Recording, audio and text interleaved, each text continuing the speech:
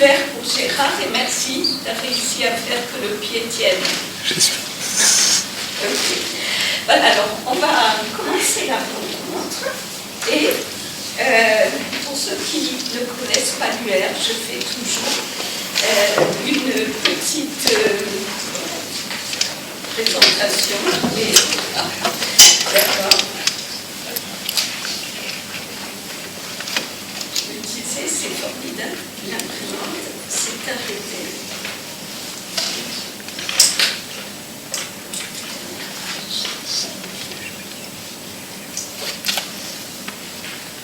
Voilà.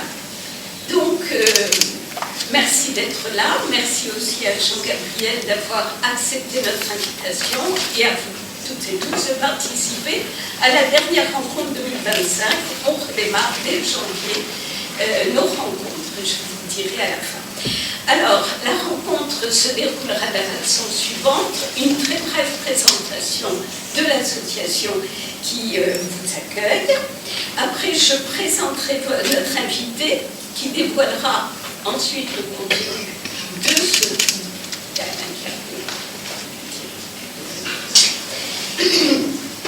qui dévoilera ensuite le contenu de son essai l'IA et aux humains. Et comme le sujet fait débat au quotidien dans tous les médias, nous ferons en sorte de donner ce soir un large temps au débat afin que chacun puisse interroger notre invité. Je souhaiterais donc réserver 45 minutes, c'est parfait, à la présentation en mode dialogue avec Jean-Gabriel, puis vers 20h, donc ouvrez le temps du débat. Alors, bref, présentation de l'UR, que certains ne connaissent pas. L'UR, c'est une vieille dame de 15 ans, puisqu'elle a été créée en 1930 par des hommes de sciences et de lettres. Au premier rang desquels, Paul Langevin, Albert Pagny, Henri Roger, donc des gens qui étaient très ouverts, laïques, et qui venaient donc de vivre des temps très compliqués au début du XXe siècle. Cependant, cette vieille dame, sa mission n'a pas pris une ride puisqu'elle fut fondée pour faire connaître dans le grand public l'esprit et les méthodes de la science. Et si vous êtes si nombreux ce soir, c'est bien parce que cette mission a toujours sa raison d'être. UR, c'est 2 revues que vous pouvez consulter sur la table derrière. Raison présente, Michel Leduc, ici présente, pourra vous en parler. Elle est en vente sur notre site, en librairie et accessible aussi sur le portail Kern. Les cahiers rationalistes, c'est la 2e revue. Vous pouvez vous servir aussi, le dernier numéro est à votre disposition sur la table. Il y a aussi une émission mensuelle sur France Culture, un colloque annuel, un prix annuel qui sera remis, le prix 2025, tout début 2026, cette année à Stand-up for Science. L'UR est ouverte à tous les esprits indépendants qui ne se satisfont pas des idées toutes faites ou des croyances incontrôlées, on va le voir. Et parmi les missions que nous donnons, nous nous intéressons aux relations entre science et société. Il va sans dire qu'aujourd'hui, le sujet qui nous rassemble questionne fortement ces relations. J'ajouterai que nous ne sollicitons pas de subventions auprès de qui que ce soit. C'est notre indépendance. Donc, notre soutien, c'est notre adhésion. Voilà, c'est tout sur l'UR. Alors, un petit prologue de l'intelligence artificielle, l'IA, c'est un thème que nous voulions aborder depuis longtemps lors de nos rencontres. Je me rappelle qu'à la fin du siècle dernier, l'informatique était devenue une connaissance partagée par tous. Tout un chacun estimait qu'il et elle en faisait à partir du moment où il et elle utilisaient un traitement de texte et créaient un site web. Voilà que depuis moins de 5 ans, c'est au tour de l'IA de devenir un sujet très populaire avec le lancement des IA génératives. Tout le monde côtoie l'IA, chacun en a une représentation associée tantôt à des espoirs très forts, tantôt à des craintes démesurées.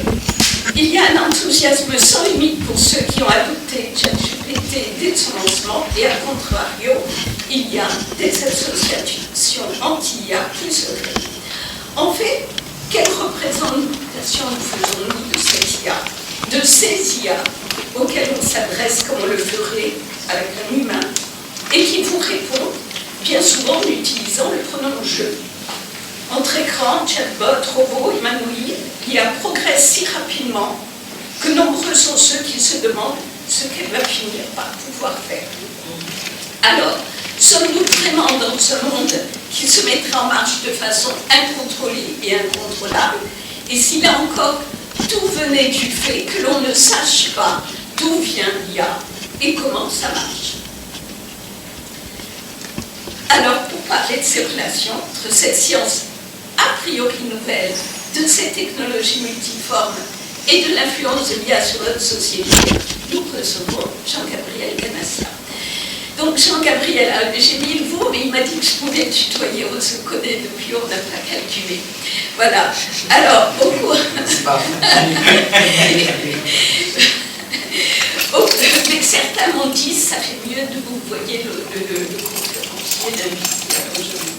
Mais je fais tout. De toute façon, je me serais pris les pieds dans le tapis au bout d'un temps. Donc, Jean-Gabriel, tu es professeur à Sorbonne Université, spécialiste d'informatique et d'intelligence artificielle, mais au cours de tes études, que tu as commencé par une formation d'ingénieur à ce qui s'appelle aujourd'hui l'IOGS, et qui était l'Institut d'optique à l'époque, tu suis des études de philo à la Sorbonne et d'informatique à Paris 6. J'aurais dû dire Sorbonne Université. Ah non, là c'est Paris 6. Donc, oui, tu débutes ta carrière à Paris-Saclay, où nous nous sommes rencontrés, avant d'être nommé professeur à Paris 6 en 1988, au LIPSIS, le laboratoire d'informatique de Paris 6. Donc, tu as fait le laboratoire de recherche en informatique de Paris Sud, qui était quand même le temple, l'un des deux temples, l'autre étant le LIPSIS, qui s'appelle toujours LIPSIS. À l'époque, ça ne s'appelait pas LIPSIS. Ah, d'accord. Où tu mènes actuellement toujours tes recherches. Depuis 2015, tu es aussi membre de l'Institut, membre senior de l'Institut universitaire de France, alors que tout le monde ne le connaît peut-être pas. Donc je précise que c'est un institut qui a pour mission de favoriser le développement de la recherche de haut niveau dans les établissements publics d'enseignement supérieur et de renforcer, c'est important de le présenter, l'interdisciplinarité. Côté recherche, tu as commencé ta carrière sur les systèmes à base de connaissances avant de te spécialiser en apprentissage symbolique et en acquisition des connaissances. Et au LIPSIS, tu diriges depuis plusieurs années, je n'ai pas su combien, l'équipe ACASA, agent cognitif et apprentissage symbolique automatique. Ça s'appelle toujours comme ça, ACASA. Non, mais c'est pas grave. C'est pas grave. Donc ça veut dire que les sites ne sont pas à jour depuis une vingtaine d'années. Tu travailles sur le versant littéraire des humanités numériques. Alors ça, c'est quelque chose qui a vécu, qui vit depuis longtemps, peut-être, qui est en collaboration avec les équipes de littérature de l'Université Paris-Sorbonne. Peut-être que tu nous préciseras ce que sont ces humanités numériques et en quoi ce travail contribue à la diffusion, au partage et à la valorisation du savoir. Tu travailles également sur l'éthique computationnelle, c'est-à-dire sur la modélisation informatique des raisonnements éthiques. Alors le mot éthique va beaucoup revenir parce que du fait de ton intérêt conjoint pour la philosophie et l'informatique, tu as été choisi, je ne me trompe pas, en 2024. Je ne sais pas si c'est choisi, nommé, etc. pour présider le comité d'éthique du CNRS. Avant, ouais. Avant plutôt. C'est pas grave. Voilà, c'est ça, oui. Donc aussi, j'insisterai plus particulièrement pour ouvrir le débat sur les questions posées par l'IA dans nos sociétés, les questions éthiques. posée par l'IA dans notre société. Je dirais aussi, pour les gens qui voudraient plus te connaître après cette rencontre, que tu fais partie des chercheurs qui donnent beaucoup de leur temps à la diffusion de la connaissance dans tes domaines d'expertise, et en venant à cette rencontre, tu nous en fais la démonstration. Alors, l'essai qui nous rassemble. Voilà, il est perdu. Voilà. L'essai qui nous rassemble, c'est le dernier que tu écris. Je renvoie, si besoin, les participants à la longue liste des ouvrages que tu as écrits. Et peut-être que tu citeras le dernier, le mythe de la singularité avec un grand S. Faut-il craindre l'IA, l'intelligence artificielle, 2017, au Seuil toujours, et Servitude virtuelle, au Seuil toujours, paru plus récemment en 2022. Donc voilà, c'est ces trois ouvrages qui sont très actuels, auxquels je vous renvoie. Alors, pour expliquer l'IA aux humains, tu as imaginé un scénario. Tu t'adresses à 4 collégiens qui sont venus, en fait, tu dialogues avec 4 collégiens venus t'interviewer pour le journal de leur collège. Ce sont des élèves de 3e, de caractère et d'ambition différents, désirant que tu leur expliques ce qu'est l'IA et ce qu'il faut en attendre. Alors, à des collégiens, donc, peut-être est-ce pour laisser penser que si de très jeunes personnes pouvaient comprendre les explications, tous les lecteurs pourraient comprendre. Je trouve cependant que ton essai, c'est un condensé de notions fondamentales et qu'il apporte un socle de connaissances suffisamment large pour permettre à tout âge d'être des utilisateurs éclairés de l'IA. Voilà, donc je vous coupe après ça. Je te propose de reprendre le principe du scénario en te posant une première question. La première, c'est: nous nous intéressons à l'histoire de cette science. Est-elle si récente? Comment cette discipline apparaît-elle dans le champ scientifique au sens large? Comment en est-on venu à parler d'intelligence artificielle? La science-fiction d'hier a-t-elle donné naissance à l'IA d'aujourd'hui? Nous allons parler d'IA pendant ces 2 heures, alors que ce sont plutôt les sciences humano-sociales qui traitent de cette notion, comment on l'appelle.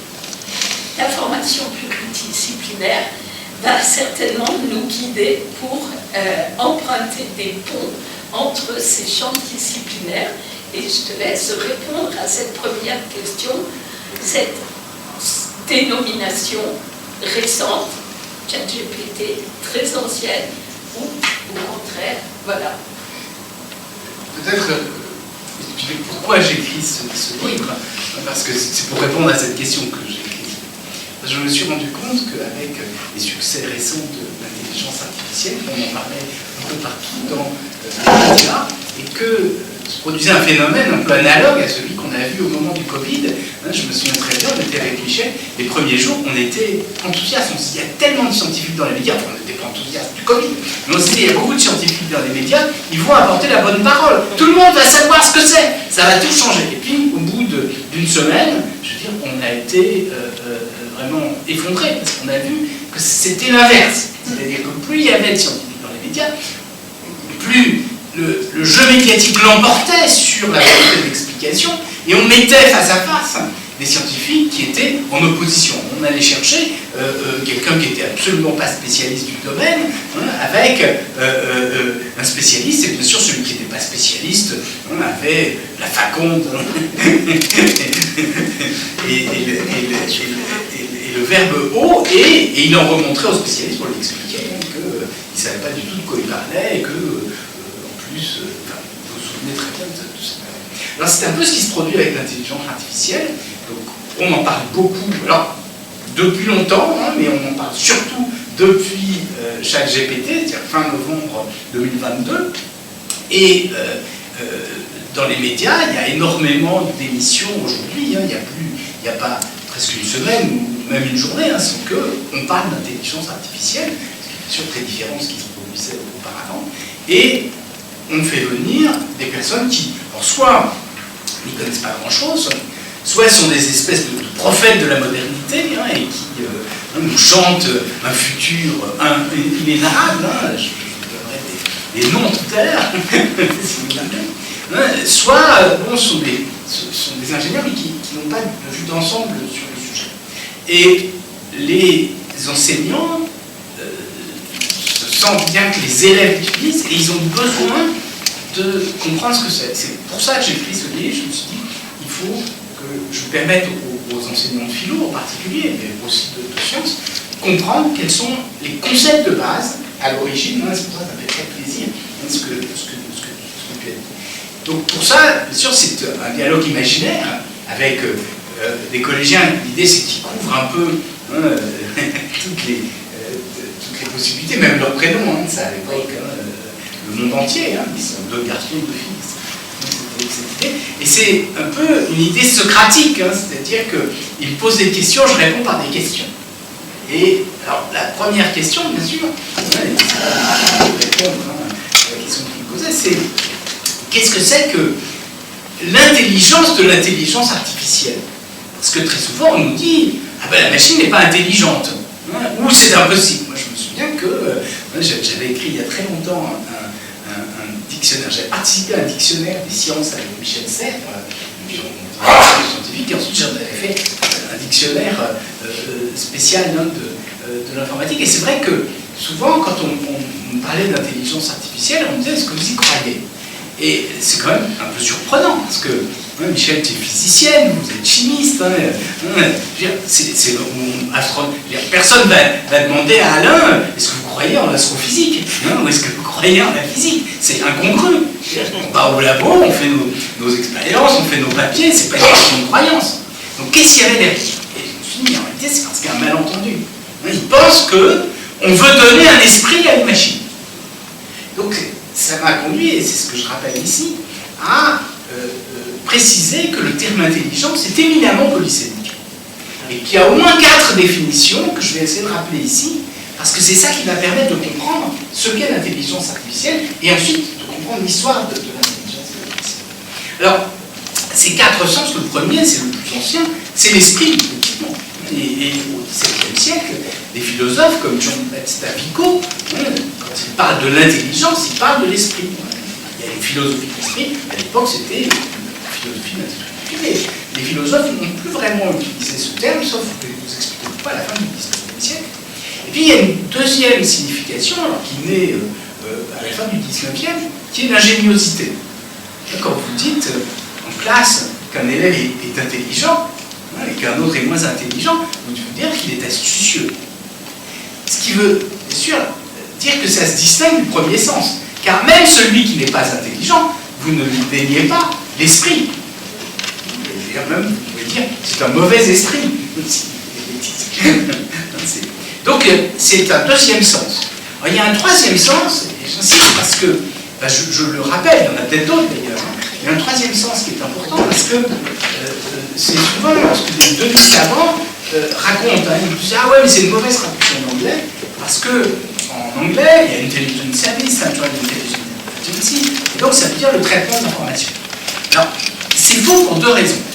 C'est faux parce que, en tout cas que l'intelligence artificielle vient de ça, d'une part parce qu'il suffit de lire les pionniers de l'intelligence artificielle, ils disent pas ça, et d'autre part, c'est faux parce que c'est pas un sens particulier à l'anglais, et que vous avez le même sens en français.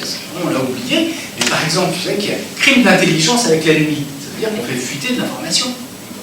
Ou être en bonne intelligence, c'est-à-dire qu'il y a une forme de connivence. Vous voyez que c'est le même sens qui existe en anglais. Mais il y a un 4e sens qui est introduit à la fin du XIXe siècle par des philosophes d'orientation positiviste qui veulent naturaliser les problématiques philosophiques, en particulier l'étude de l'esprit au sens premier, et pour cela, ils décomposent l'esprit en facultés mentales, et ensuite, ils ont pour but d'étudier avec les méthodes des sciences physiques, les méthodes empiriques, ces différentes facultés mentales, de caractériser ce que l'on peut faire avec...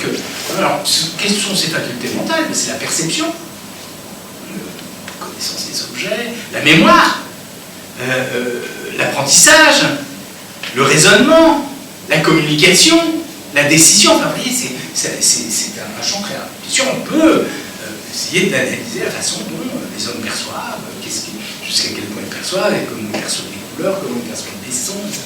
Tout ça, ça fait l'objet de l'expérience. Et vous avez un philosophe français, la fin du 19e, qui écrit un ouvrage en 2 tomes de l'intelligence, c'est Hippolyte Taine, où justement il essaye de caractériser un peu ses fonctions. Il est dans la lignée positiviste. Donc ça, c'est ce sens-là qui a été repris au milieu du XXe siècle, avec l'idée non seulement d'étudier de façon empirique ces différentes facultés mentales, mais ensuite de les étudier en les simulant. Et là, on reprend une approche scientifique beaucoup plus ancienne, qui date du XVIIIe. Je ne sais pas si vous vous souvenez de Jacques de Vaucanson, qui a fait des automates dans les fameux joueurs de flûte. Et vous savez aussi qu'il a fait ce qu'on appelle des physiologies artificielles, avec l'idée de reproduire les fonctions du vivant avec des moyens mécaniques. C'est comme ça qu'il a réalisé son fameux canard, que vous avez peut-être vu au Musée des Arts et Métiers, avec, il prend des graines, il les broie, puis il y a tout un ensemble de broiages, il défecte. C'est bien sûr une image de la digestion, on peut discuter, mais c'est cette idée-là qu'on a essayé de reproduire avec l'intelligence artificielle. C'est-à-dire, vous voyez, c'est aussi schématique que ça. C'est-à-dire reprendre des facultés, puis regarder est-ce qu'on peut reproduire avec une machine. Donc ça ouvre un champ scientifique extrêmement intéressant. C'est un champ de recherche pour mieux comprendre. Et la psychologie cognitive, c'est beaucoup intéressé à ça. Justement, j'étais en fait, je ne sais pas si tu te souviens de Jean-François Lamy, par exemple, qui était un grand psychologue, peut-être quelques-uns d'entre vous ont connu, mais lui, il était donc passionné. Donc au départ, c'était un philosophe, ensuite il a fait de la psycho, et l'intelligence artificielle, pour lui, il a beaucoup marqué. Et tu vois, ici, il y avait tout un tas d'équipes qui venaient de cette tradition. Donc ça, c'est la tradition scientifique. Elle est précédée, puis on reviendra après sur...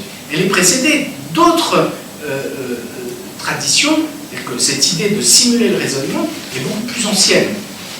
Là, j'ai parlé de la naissance de l'intelligence artificielle au milieu du XXe siècle, avec des chercheurs qui ont décidé d'organiser une école d'été, mais l'idée de simuler les fonctions mentales est beaucoup plus vieille. Elle remonte au moins au XVIIe siècle, avec Pascal, sa fameuse calculette.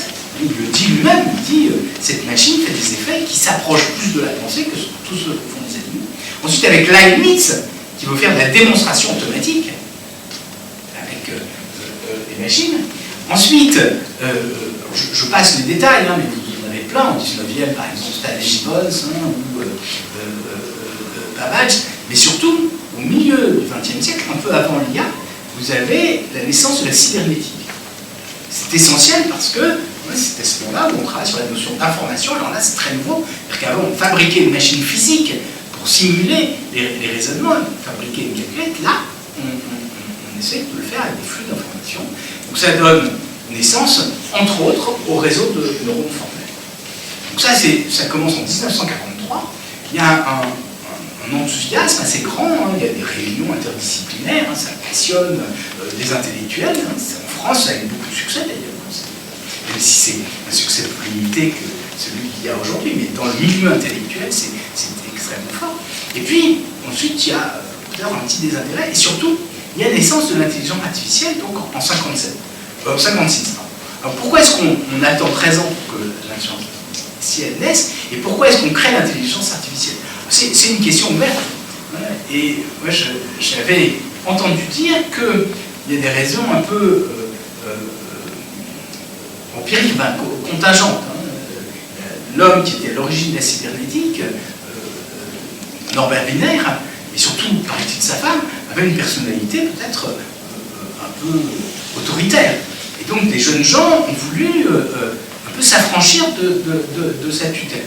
C'est ce qu'effectivement, j'ai lu un texte où on dit que les pionniers de l'intelligence artificielle, c'était un peu les raisons pour lesquelles ils ont créé ça. Parce que beaucoup venaient de la cybernétique. Je ne rentre pas dans les détails, si vous avez des question, je doute. Mais ça, vous voyez, c'est l'aspect scientifique. Donc, vous voyez que c'est très ancien. Et en même temps, le terme intelligence artificielle est daté. Il a été introduit en 1956, je vous ai dit en 1957, John McCarthy et 3 autres personnes. Les 3 autres, c'est John McCarthy, Martin Minsky. Martin Minsky était un cybernéticien, un jeune, il avait 28 ans. John McCarthy était plutôt un logicien, un mathématicien. Il y avait Nathaniel Rochester qui était le directeur scientifique de la société IBM. Et puis le quatrième, c'était Claude Shannon. Bien sûr, vous avez certainement dû tous entendre parler, parce que c'est quand même... Ce qui vous dit, Claude Shannon était un peu plus âgé, mais ces jeunes gens étaient quand même très très brillants, et ils inspiraient confiance, une personnalité aussi forte que Claude Shannon, qui était déjà quand même l'homme de la théorie mathématique de la communication. Donc il crée cette discipline à ce moment-là, et puis la première réalisation va venir juste après, avec la démonstration de théorème, et puis l'apprentissage. Et ça vient presque en même temps, il ne faut pas croire, parce que beaucoup disent « Ah ouais, mais il y a eu la vieille IA, puis la nouvelle... » Non, ça ne correspond à rien du tout. L'apprentissage vient en 1959, avec l'apprentissage par renforcement, ce qui est utilisé entre autres pour ChatGPT. Il n'y a pas que ça dans ChatGPT, il y a des modèles de langage, mais il y a aussi l'apprentissage par renforcement. En fait, il y a des réseaux de neurones et l'apprentissage par renforcement. Les réseaux de neurones, c'est 43, l'apprentissage par renforcement, c'est 59. Vous voyez que les concepts sont anciens. Après, si vous voulez, on reviendra sur... si tout ça vous intéresse, sur ce qui a été plus récent dans ces évolutions. Mais les fondements même sont anciens. Je crois que c'est vraiment important de le... donc ça, c'est l'aspect scientifique. Et puis, il y a un deuxième aspect, c'est que à partir du moment où on simule les facultés mentales, on va utiliser ces simulations dans des technologies. La perception, vous connaissez des formes, vous imaginez bien sûr que les ingénieurs s'intéressent à la possibilité qu'on a de faire une machine qui reconnaît les formes. Vous reconnaissez la parole, vous êtes capable de faire de la transcription, ça fait de la dictée automatique. Vous faire de la démonstration de théorème, ça peut être utile dans beaucoup de choses, même des langages informatiques, des démonstrations de théorème, on a essayé de faire la preuve.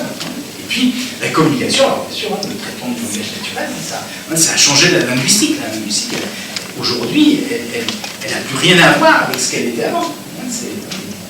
Enfin, voilà, donc tout ça pour donner quelques exemples. Alors le succès actuel de l'intelligence artificielle, il vient bien sûr de ces applications, mais c'est un succès, il faut bien comprendre que chaque fois on a l'impression qu'il y a une évolution, et chaque fois bien sûr ça touche plus de gens, parce que plus de personnes en entendent parler, mais chaque fois il y a eu des révolutions. C'est-à-dire que moi quand j'ai commencé à faire de l'intelligence artificielle, c'était... Donc j'étais ici, je faisais un DEA, et au moment où j'ai terminé mon DEA, je devais faire une thèse sur des aspects informatiques plutôt théoriques, et le directeur scientifique de la société Schlumberger avait annoncé à l'Assemblée Générale des Actionnaires qu'il allait introduire de l'intelligence artificielle dans le traitement des données. Et là, le cours de l'action augmente tout d'un coup. Ça vous rappelle les choses, vous voyez. Et à ce moment-là, le directeur des établissements de production Schlumberger à Clamart dit « Mais qu'est-ce que c'est que l'intelligence artificielle ?» Et il se trouve que sa femme faisait sa thèse avec mon patron de thèse. Et donc, il veut essayer de voir, et puis il me présente thèse, ouais, tiens, on va organiser une thèse ensemble. Il me dit « Ouais, j'ai un jeune thésard qui arrive. » Hop, et puis il me met là-dessus. Il se trouve que c'était bien, j'avais suivi ici une cours de praxis sur les systèmes experts. C'est comme ça que j'ai commencé. Et donc comme ça, et vous avez donc toute une histoire qui est faite de rebondissements avec donc les systèmes à base de connaissances, un enthousiasme incroyable. Ce qui se passait, c'est que parallèlement, les technologies qui supportaient ces concepts ont lentement mais sûrement progressé, et puis en fait, ça s'est emballé, cette technologie.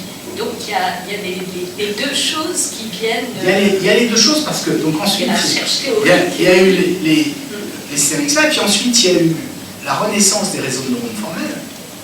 Je ne rentre pas dans le détail, mais si vous voulez tout à l'heure, on va préciser.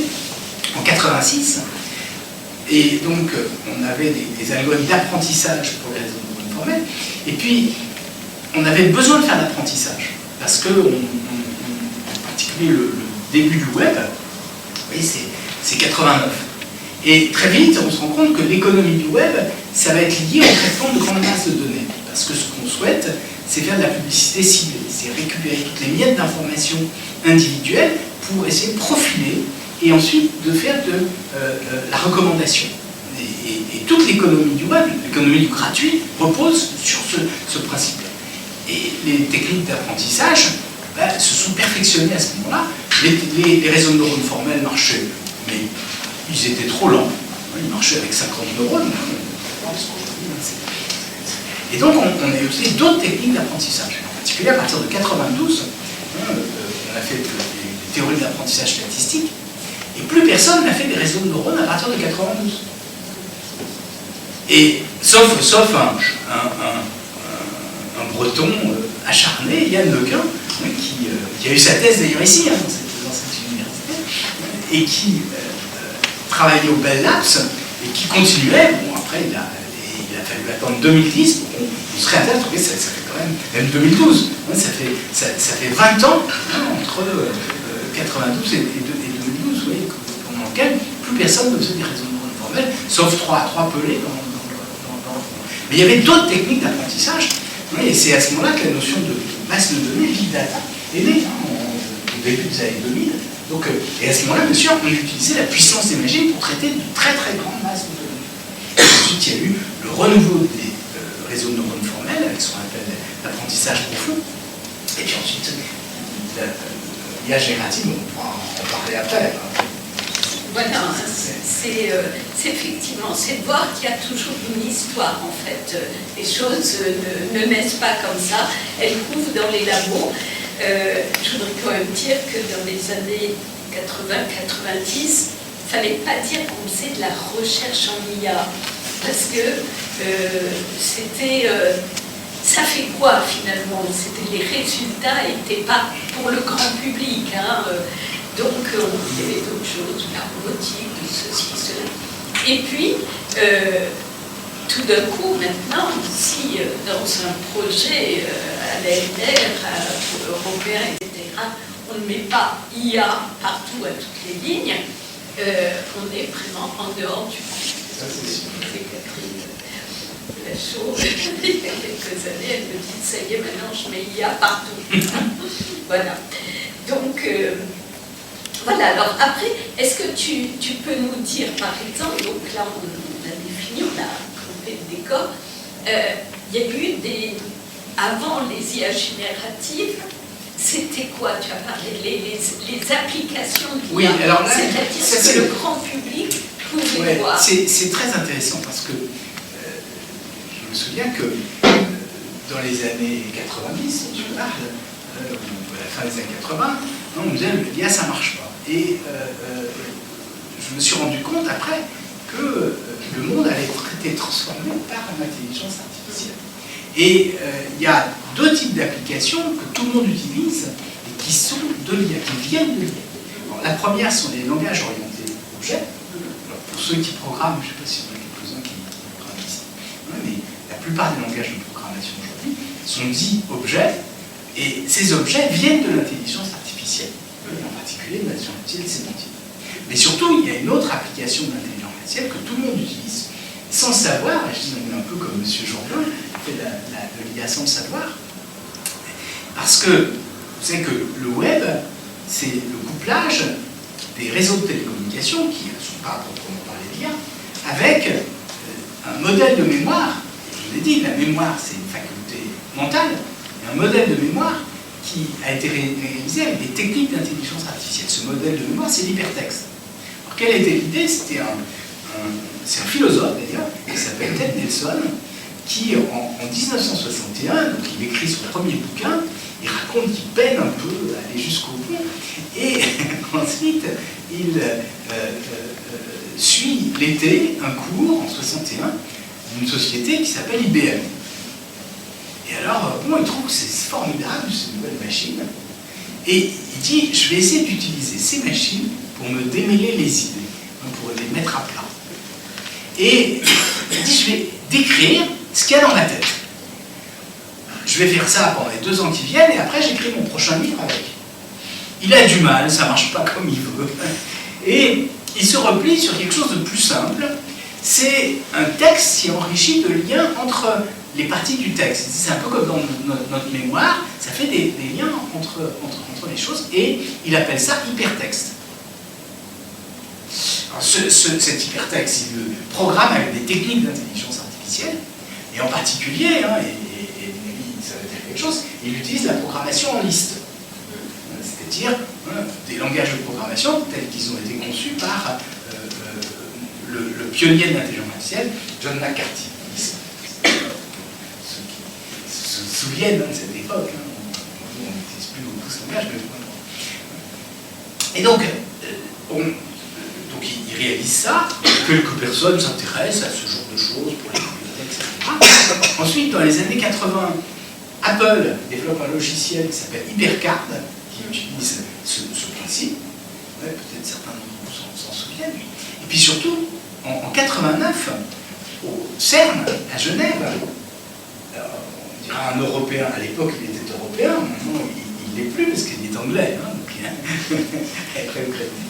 Tim Berners-Lee, donc a l'idée de réaliser cet hypertexte, mais de faire en sorte que les liens ne soient pas limités à la mémoire d'un ordinateur, mais soient sur le réseau.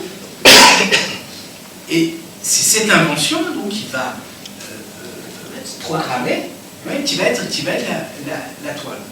Et il se produit un phénomène incroyable, hein, c'est-à-dire qu'il fait ça. Alors, Internet existait depuis bien avant, Internet, c'est lié au projet. Alors, les réseaux entre ordinateurs, ça naît dans les années 60, c'est l'idée de faire des réseaux maillés pour que le réseau de télécommunications ne s'effondre pas, même si on attaque un des nœuds du réseau.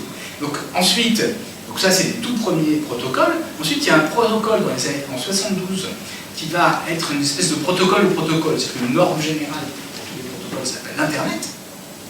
Et ensuite, alors, le mail fonctionne dans les années 80, hein. Moi je l'ai utilisé, c'était quand même dans les communautés scientifiques. Hein. Les communautés scientifiques. Bien sûr, pas le grand public. Moi d'ailleurs, ça a été une surprise quand j'ai vu tout d'un coup une URL dans le métro, parce que c'est quoi Mais bon, tout ça pour dire que ça existait, et l'idée donc géniale de Tim Berners-Lee, c'est cet hypertexte, d'ailleurs le protocole du web, c'est HTTPS, qui est Hypertext Transfer Protocol. C'est secure. Donc ça, c'est simplement pour dire que c'est une application majeure. Et il y a plein d'autres applications qui ensuite se sont développées, alors avec le temps, parce qu'elles ont été plus ou moins possibles. L'une des premières sont les machines à dicter. C'est quand même... Moi, je ne sais pas, quand j'étais enfant, ma mère, elle était médecin, et il y avait une sténodactylographe. Elle dictait. Puis après, il y avait un magnétophone. On enregistrait, et comme ça, la secrétaire tapait directement, sans avoir à être là pour enregistrer. Mais ensuite, transcrire directement, c'était extrêmement difficile. Aujourd'hui, ça se fait automatiquement. Et non seulement on est capable de transcrire ce que va dicter une personne sur son ordinateur, mais on est capable, et ça change complètement les sciences sociales, de prendre des interviews extrêmement longues de personnes et de les transcrire. Hein. C'est un progrès majeur.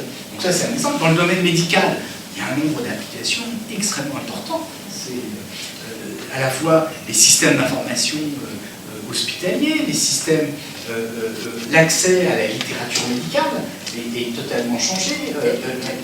L'aide au diagnostic, hein, par exemple, les dermatologues, ils ont des outils qui permettent de catégoriser des grains de beauté pour savoir si potentiellement ils sont malins ou pas. Et puis ça se fait dans toutes les disciplines, en néphrologie, vous étudiez des groupes avec ça. La question est plutôt... En astrophysique, il y a énormément de travaux qui se font pour traiter des données. La question, c'est plutôt l'inverse. C'est-à-dire, quels sont les domaines dans lesquels on utilise l'intelligence artificielle aujourd'hui.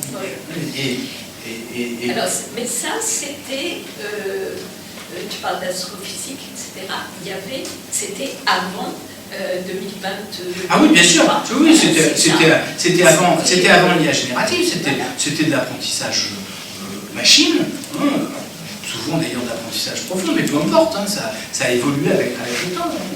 On a nettoyé les images avec l'intelligence artificielle. On a identifié des objets, tout ça, on a stocké des objets. Et j'ai pris l'astrophysique parce que c'est un exemple. L'astrophysique est très intéressant pour nous, c'est un exemple où il y a des données massives. Ce sont des données astronomiques, justement. C'est vertigineux. Pardon. Vous pouvez nous dire qu'est-ce que ça veut dire exactement profond? Ah oui, bien sûr. Vous avez raison pour la question. Alors, lorsque, en 1943, on étudie, on simule ce qu'on savait des neurones à l'époque, c'est-à-dire pas grand-chose, on dit, on va, peut-être pour préciser, le premier ordinateur électronique est programmé en 1946. Donc en 1943, il n'y avait pas d'ordinateur, il y avait juste des calculateurs. Et on les réalisait avec des relais téléphoniques. Et l'idée d'un jeune mathématicien qui s'appelait Walter Pitt, qui avait 20 ans, avec un neurobiologiste, McCulloch, Warren McCulloch, c'est de se dire, bah, tiens, on va essayer de modéliser ça avec des relais téléphoniques. C'est une idée un peu bizarre, mais bon, c'est ça.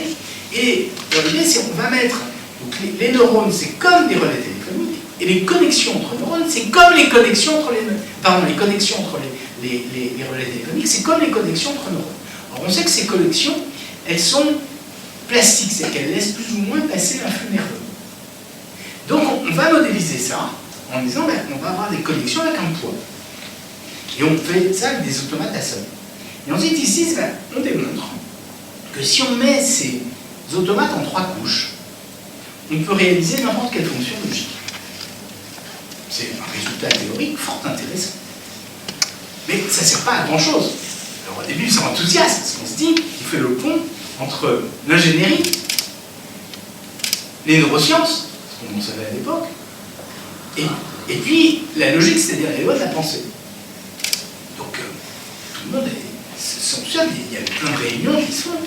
Puis très vite, Neumann qui participe, dit ouais, mais on n'est pas capable de faire grand-chose avec ça.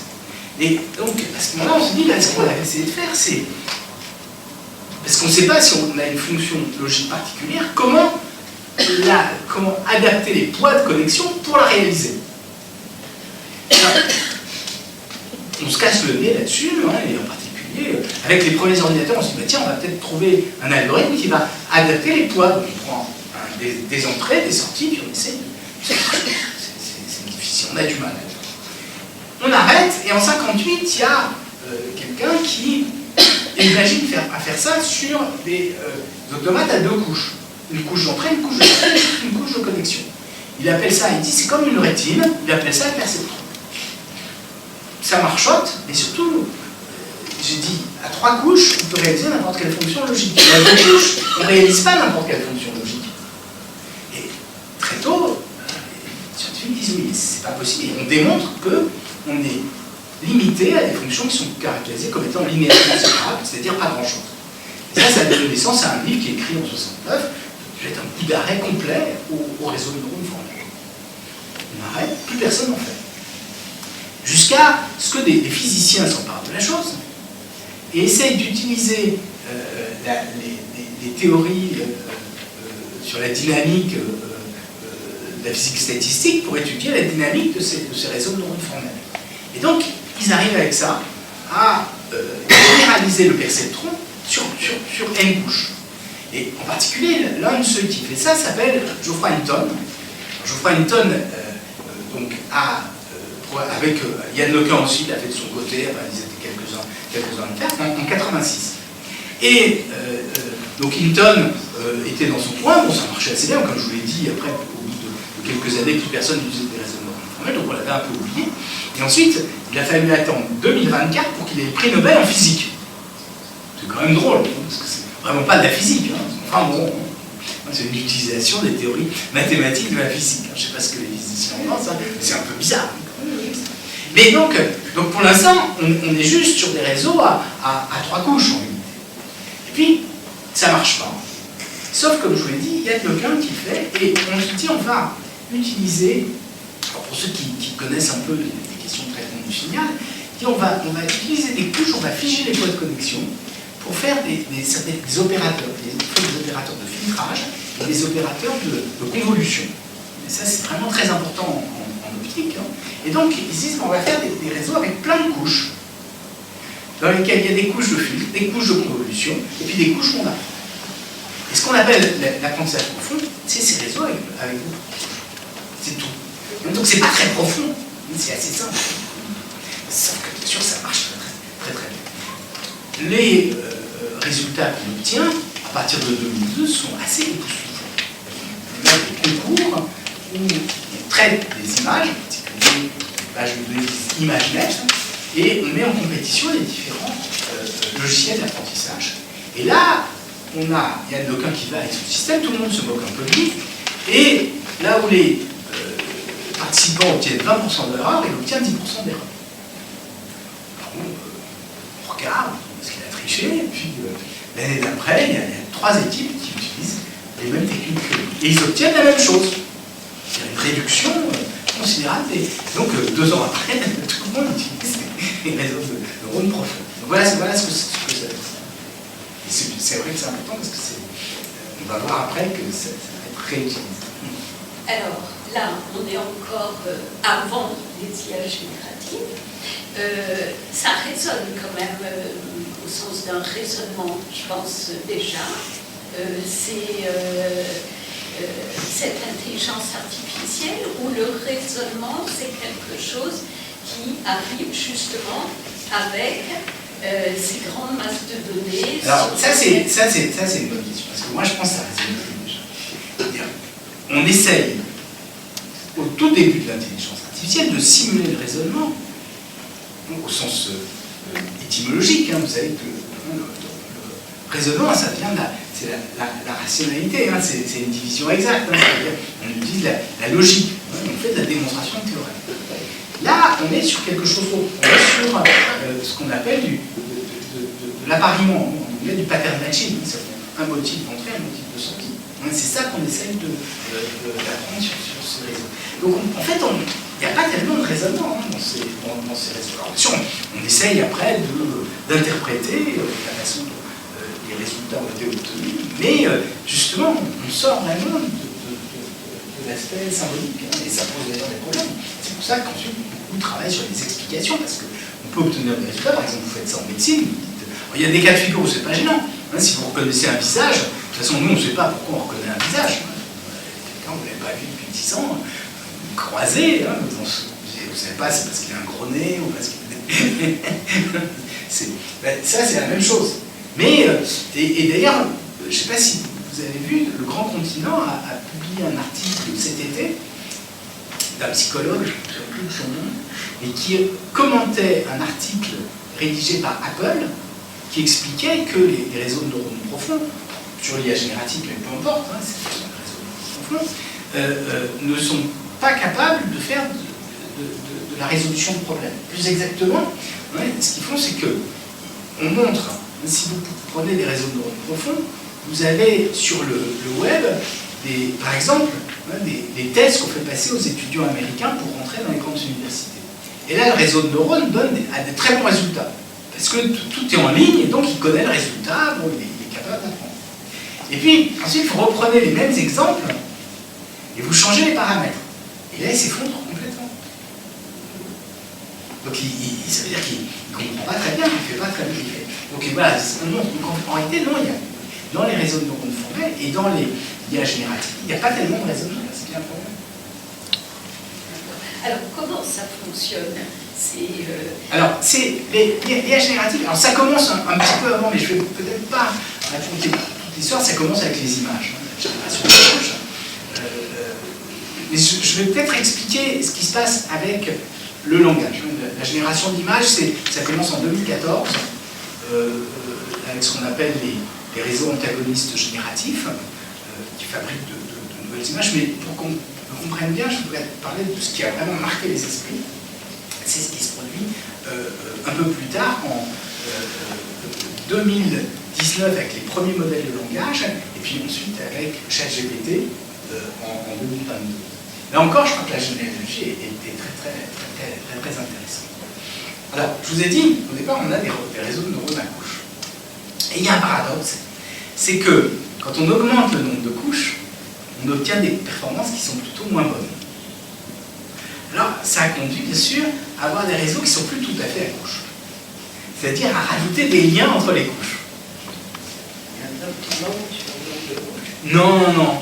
Après, c'est de la cuisine. En tout cas, on démontre qu'on obtient de meilleurs résultats. Hein, et c'est ce qu'on appelle le ResNet qui va être utilisé. Puis ensuite, ça va être réutilisé par d'autres outils pour raffiner un peu ces architectures des réseaux de neurones et pour pouvoir apprendre sur des données linéaires, sans que le temps soit trop long. Et c'est ce qu'on appelle les transformeurs. C'est une architecture de réseau de neurones qui a été décrite dans un article en 2017 chez Google qui s'appelle Attention is all you need. Peu importe la raison, et l'architecture est un tout petit peu plus compliquée, mais l'idée importante, c'est qu'ils sont plus simplement en couche. Et pourquoi? Parce que ce qu'on veut, c'est être capable de traiter de très grandes masses de texte. Quelle est l'idée? L'idée, je vous ai dit, quand on apprend, on donne un exemple d'entrée, puis on donne la sortie. Par exemple, vous donnez un grain de beauté, puis vous dites il est malin ou il est bénin. Si on veut apprendre sur des très grandes masses de données, il faut être capable d'étiqueter les exemples. C'est quand même pas facile. Donc on a essayé de trouver des applications où on n'étiquette pas les exemples. Et l'une de ces applications, c'est de se dire, on va le faire sur le langage naturel. Après, sur les images, on peut de la même façon les prendre. Alors, sur le langage naturel, l'idée, c'est vous donnez une séquence de mots, et puis vous regardez le mot qui suit. Et puis vous voulez être capable de prédire le mot qui suit. Ça, c'est bien parce que vous n'avez pas besoin d'étiqueter. Il suffit de prendre des textes. Plein de textes. Alors, on fait ça sur des textes vertigineux, qui pèsent, c'est de l'ordre de centaines de milliers d'ouvrages en quantité c'est-à-dire le 10e de la Bibliothèque nationale de France. Et on entraîne ça sur des réseaux de neurones avec l'architecture que je vous ai évoquée, c'est le réseau de neurones profond un petit peu modifié, qui contiennent des milliers de milliards de connexions. Et on entraîne ça. Au départ, c'est pour améliorer les techniques de traitement automatique de la langue. Alors, on fait des systèmes de questions-réponses, on fait du résumé de texte, on essaie de faire la traduction, etc. Et puis, il y a une application particulière qui est la génération de texte. Alors, comment on fait? On donne une suite de mots, puis après on dit ah, quel est le mot qui suit? Ah, tiens, j'ai trouvé. Puis le mot qui suit, ah, j'ai trouvé. Et puis, miracle, les textes générés, ils sont syntaxiquement à peu près corrects, il n'y a pas d'erreur d'orthographe, puis ils font sens. Ah, on est quand même assez. Donc, vous voyez, c'est incroyable cette histoire. Alors, on fait ça, vous voyez, ça commence en, je vous ai dit, 2017, c'est la structure de transformation. Le premier réseau, les premiers modèles de langage, c'est 2019. D'abord chez Google, un modèle qui s'appelle BERT, et puis juste après, un petit acteur de la Silicon Valley qui s'appelle OpenAI, qui est vraiment tout petit à côté, qui le fait. 2020, il fait ça, on commence à discuter de ce genre de choses. 2022, il y a un ingénieur de chez Google, je ne sais pas si vous en entendez parler, il s'appelle Blake Lemoine. Vous avez entendu parler? Alors, je vais raconter l'histoire. Parce qu'en français, comme on parle mal l'anglais, ça fait le black. Et puis le moine, ça nous fait penser au prêtre noir. Alors, il se trouve que ce Blake Lemoine, on le prend en photo avec une capuche, un sweat, quoi. Mais comme c'était une robe de bure. Alors pourquoi est-ce qu'on fait ça? Parce que il est ingénieur logiciel chez Google, il prend ce modèle de langage et il fait un chatbot. Qu'est-ce que c'est qu'un chatbot? C'est un agent conversationnel. Vous lui mettez une phrase, il répond. Une phrase, il répond. C'est rien. C'est une petite interface. Une fois que vous avez le générateur de texte, ça ne pose aucun problème. Il faut simplement paramétrer le générateur de texte. Je ne rentre pas dans les détails, mais c'est des petits. Et il raconte, et ça a été le problème, dans les journaux, il dit j'ai des dialogues si intenses et profonds avec mon chatbot que je ne peux pas imaginer qu'il n'ait pas d'âme. Alors Google a peur. Il faut faire attention. Il le vire du jour au lendemain. Mais oui. J'entends parler de cette histoire. Je vais raconter, je vais vous dire avec mon professeur, après la suite. J'entends parler de cette histoire, ça répond à une question que j'ai posée tout à l'heure. J'entends parler de cette histoire et je me dis tiens, j'aimerais bien essayer. Puis j'essaye. Et pas le chatbot, j'essaye juste le générateur de texte. Et je suis, comme tout le monde, estomaqué par les... Et donc je m'amuse, tiens, j'ai une chronique éthique que j'écris pour la recherche, je vais faire la moitié avec ça. Et donc j'écris. Alors, la question que je pose, hein, ça va intéresser Viviane, c'est génération automatique de texte, plagiat d'idées et intégrité scientifique. Et j'obtiens un texte qui est assez cohérent, hein, je le traduis avec DeepL, et puis je le mets en italique. Puis d'habitude, juste après, je reprends la main quand même, au milieu de ma chronique. Je dis d'habitude, je suis d'accord avec tout ce que je dis. Et là, je ne suis pas d'accord avec le début. Je vais vous expliquer pourquoi. et je raconte que, effectivement, c'est pas moi qui l'ai écrit. Et le problème, c'est que la machine, elle faisait des choses qui étaient pertinentes, mais qui en même temps ne correspondaient pas à la question. Parce qu'il dit, ah ouais, les machines, ça existe, il y a des machines, ça s'appelle ça des usines à papier, ça produit des articles, ça va jeter le discrédit sur la communauté scientifique, c'est du plagiat, c'est pas bien du tout, etc. Mais moi, j'avais parlé du plagiat d'idées, ce qui n'est pas la même chose du tout. Parce que ce qu'on peut craindre, c'est que quelqu'un prenne un article sur un sujet donné, puis le reformule complètement avec ces outils-là. Donc il n'a pas répondu à la question. Donc c'est ce que j'ai fait. Donc ça, je fais ça en juin 2022, et je le publie pour le numéro de la rentrée en septembre. C'est publié dans la recherche. Et puis, je le montre à quelques copains qui disent, ah ouais, c'est incroyable, même des copains qui voulaient que je le fasse dans leur domaine, etc. J'avais pas le temps. Puis, fin novembre, ChatGPT arrive. Donc, qu'est-ce que c'est ChatGPT? C'est exactement la même chose. Simplement, donc, Google a eu peur parce qu'ils se sont dit, on va nous prendre pour des fous, puis nous, on est sérieux. OpenAI, il n'y avait aucun enjeu de ça. Ils font ça pour le fun. La seule chose, c'est qu'ils se sont dit, on est dans une époque un peu puritaine. Comme ça. Et donc il faut que ce soit assez propre. C'est-à-dire qu'il n'y ait pas de sexisme, que ce ne soit pas raciste, etc. Et donc pour ça, ils font une censure. Alors, ça s'appelle aujourd'hui la modération. Et donc ils utilisent une deuxième technique d'apprentissage, qui est l'apprentissage par renforcement, qui est né en 59 tout à l'heure. Donc ils soumettent les textes à des modérateurs, ils leur donnent un poids, ils disent ouais, ça c'est bien, ça c'est pas bien, ça se dit pas, etc. Et ils entraînent avec ces techniques d'apprentissage un filtre, et ensuite ils rajoutent ce filtre. Et ils mettent ça à destination du grand public, puis voilà, ça répond à la question. Donc ça c'est le... Mais de façon plus générale, maintenant je vais revenir sur les images, vous voyez que le problème c'est que quand on a des réseaux neuronaux, on fait de l'apprentissage, il faut donner la cible. Et donc on a essayé de les utiliser sur des très grandes masses de données sans avoir à donner la cible. Alors sur le texte c'est bien parce que vous prenez le mot suivant, donc simplement il faut être capable de traiter les grandes masses de données, les unes après les autres. Et sur les images on a fait un peu la même chose. Alors sur les images, c'est un peu plus l'architecture des réseaux génératifs, c'est qu'on prend une catégorie d'images, par exemple on prend des tableaux de Picasso, et puis des choses qui ne sont pas des tableaux de Picasso. Et puis on essaie de les discriminer. Donc ça c'est un premier réseau de neurones qu'on entraîne avec les techniques classiques. On les a étiquetés.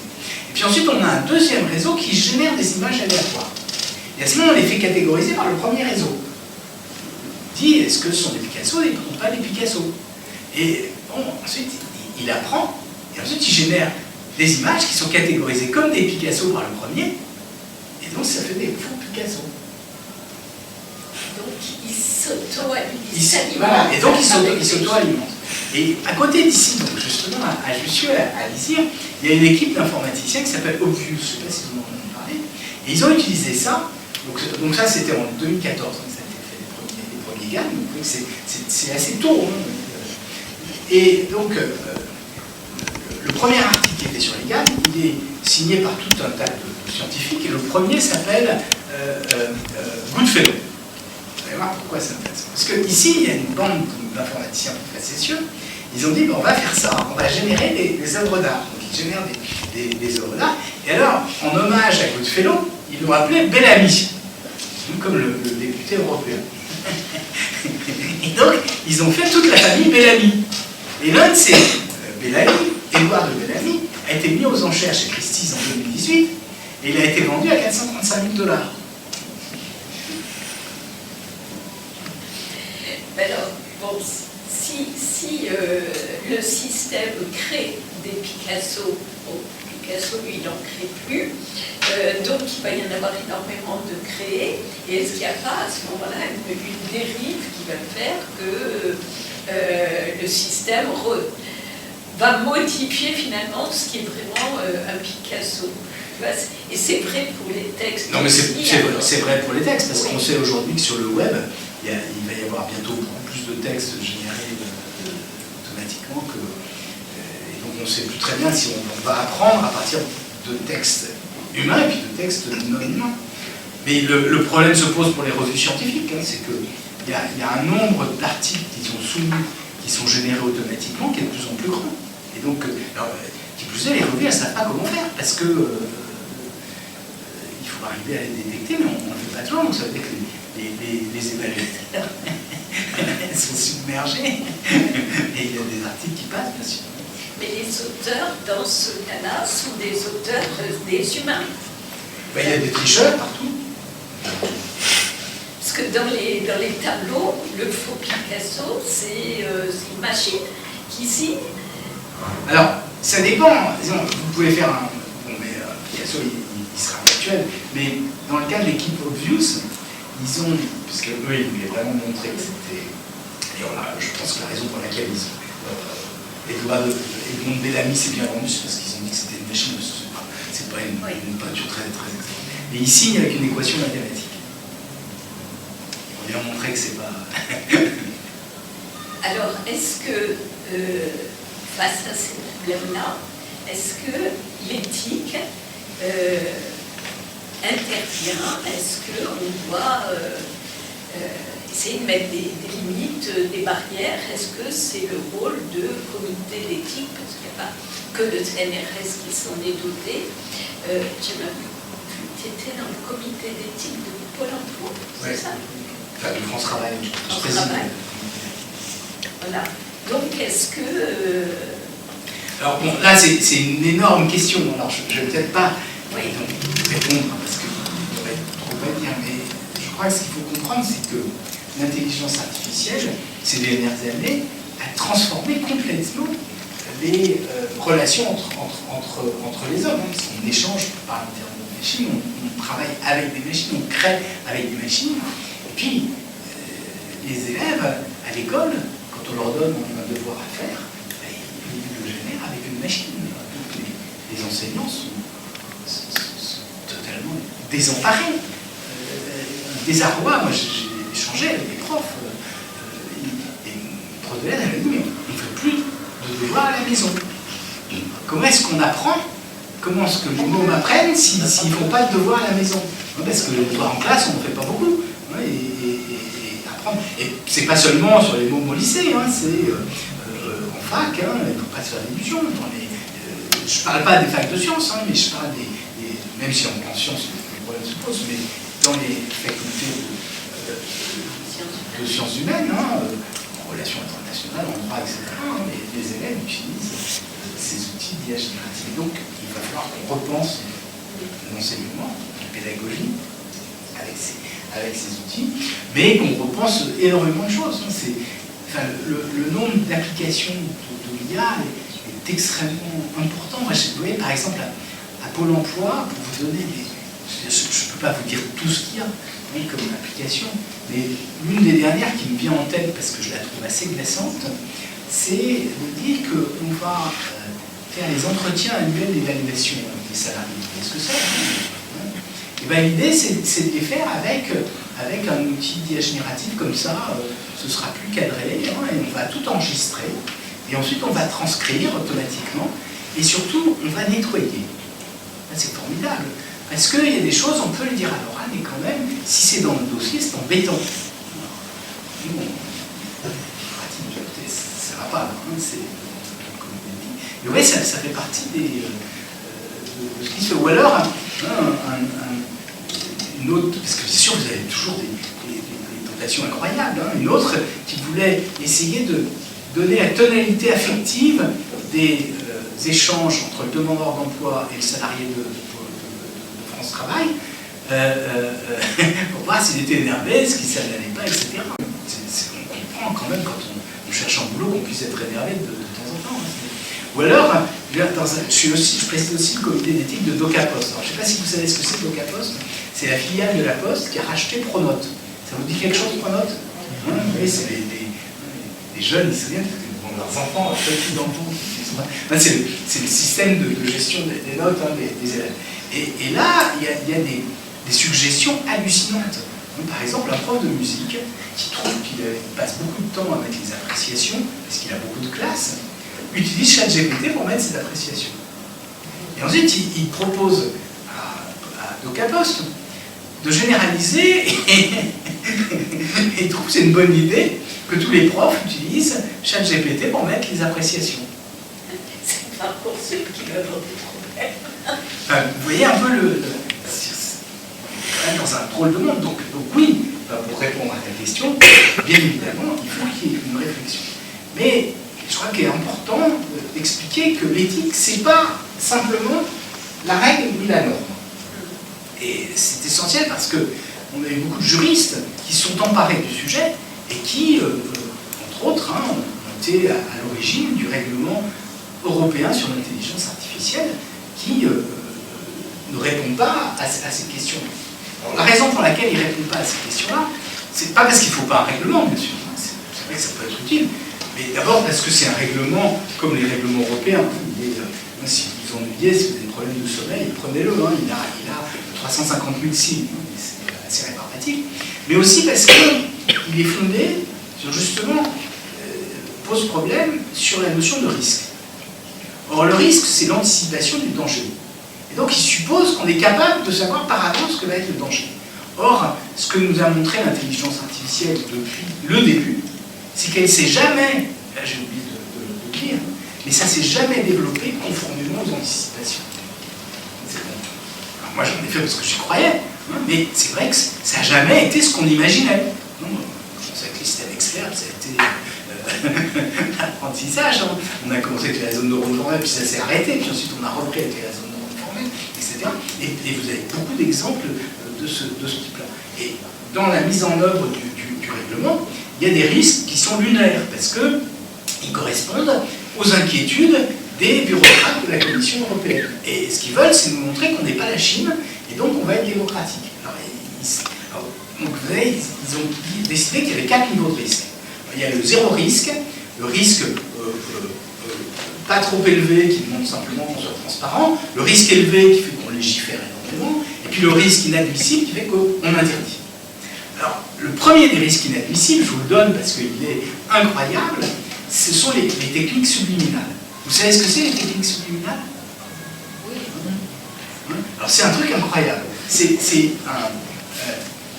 un publiciste américain qui, en 1957, dit qu'il met des messages tous les 25e de seconde dans les films et que ça influence le comportement. Il y a de quoi avoir la trouille. Ça veut dire que si on vous dit voter un tel, vous allez voter un tel. Des psychologues essayent de refaire l'expérience, ils n'y arrivent pas.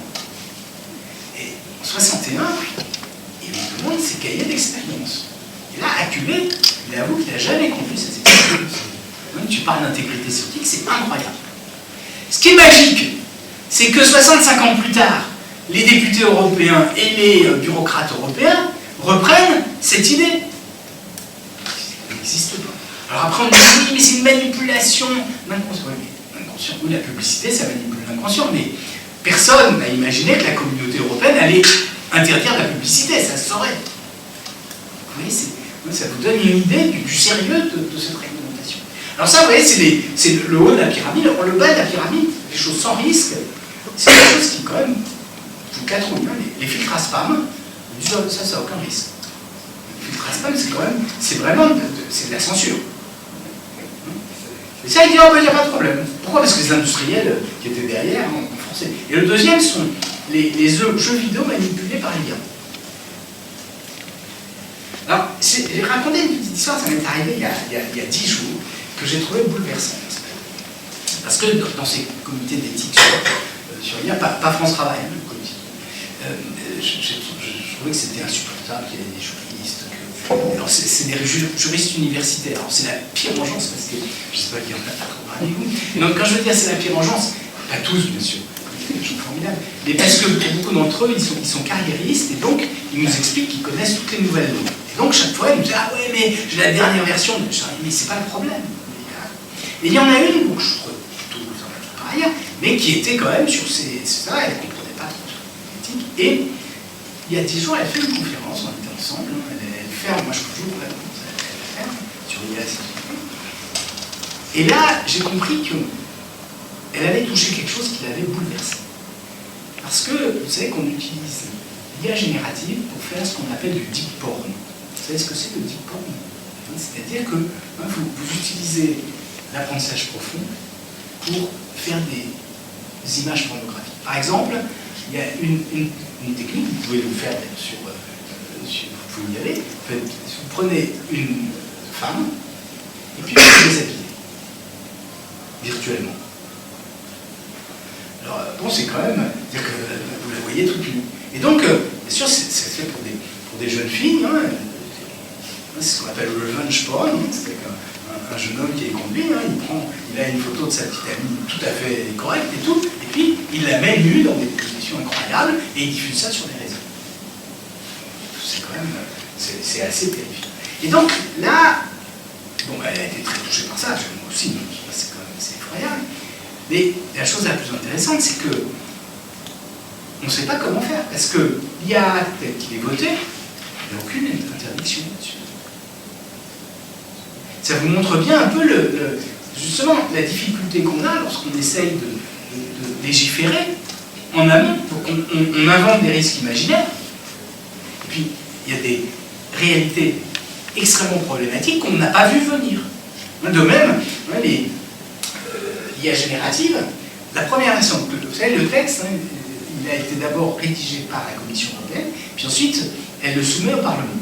Donc, elle rédige son texte entre 2019, hein, c'est l'arrivée et 2022, à toute vitesse, elle le soumet au Parlement européen. Et là, le Parlement se saisit du texte en juin 2022, il dépose 3000 amendements, c'est la foire d'empoigne, etc. Puis, fin novembre 2022, qu'est-ce qu'il y a pas? ChatGPT. Mais ChatGPT, c'était un chatbot, c'était considéré comme pas dangereux. Et là, tout d'un coup, panique. On essaie de légiférer sur les chatbots. Donc ça montre un peu la difficulté qu'on a avec l'intelligence artificielle, parce que, justement, l'éthique, c'est pas simplement, surtout dans ces secteurs-là, la norme. Et la difficulté, c'est qu'on a transposé, et je ne vais pas trop parler sur ces questions, mais on a transposé ce qu'on a, la bioéthique. On sait bien ce que c'est que la bioéthique, parce que ça existe depuis longtemps. Il y a Hippocrate, d'abord, on ne donne pas de poison, on soigne, et puis on soigne tout le monde, c'est la justice. Et puis ça s'est enrichi avec, après la Seconde Guerre mondiale, avec les expériences, les expérimentations dans les camps de concentration, puis ensuite avec d'autres expérimentations qui sont faites aux États-Unis sur la tuberculose. Donc on a introduit un autre concept important qui est le concept d'autonomie. C'est-à-dire que l'idée, c'est que la personne puisse décider d'elle-même de ce qu'elle souhaite faire. Et donc ça correspond à ce qu'on appelle le consentement éclairé. Ensuite, on a étendu d'ailleurs le consentement éclairé des expérimentations médicales à l'ensemble du système de santé, ce qui est théoriquement, quand votre médecin vous prescrit un comprimé d'aspirine, il doit vous demander votre consentement éclairé. C'est implicite quand même. Mais donc tout ça pour dire que ensuite on a transposé ça au numérique. Le problème, c'est que ça a plus grand sens. D'abord, l'autonomie, qu'est-ce que c'est l'autonomie? Est-ce que quand vous avez vos conditions générales d'utilisation et que vous signez, vous donnez votre consentement éclairé? Est-ce que vous êtes libre? Non, parce que si vous avez acheté votre beau Macintosh et que tout d'un coup, sur la 3e colonne, à la 10e ligne, une clause qui ne vous plaît pas, vous ne pouvez pas faire grand-chose. Et puis, est-ce que vous pouvez vraiment être éclairé quand vous voyez les trucs? Donc, consentement éclairé. Est-ce que c'est... Alors, il faut faire du bien et pas du mal. Le problème, c'est qu'avec le numérique, on ne sait pas par avance. Mais bien, c'est magique quand même, l'IA générative. Enfin, vous voyez que ça a plein d'effets délétères. Mais plus généralement, les réseaux sociaux, au début, quand on les a mis en place, on trouvait que c'était super, parce que c'était des jeunes gens de grandes universités qui créaient du lien. on ne peut pas imaginer mieux que de créer du lien. Et puis quelques années après, on s'est rendu compte quand même des effets cataclysmiques que ça peut avoir sur le système politique, l'exercice de la citoyenneté. Donc c'est extrêmement difficile. Donc tout ça, voilà, cette transposition n'était pas très pertinente. Alors peut-être que parmi vous, vous avez des questions qui vont... Oui, je voudrais juste remarquer qu'il n'y ait pas de raisonnement. Et puis de la résolution des Olympiades de mathématiques. Solution. De la résolution Des problèmes d'Olympiades mathématiques. Ah oui. Alors, je pense que ce sont des systèmes complexes.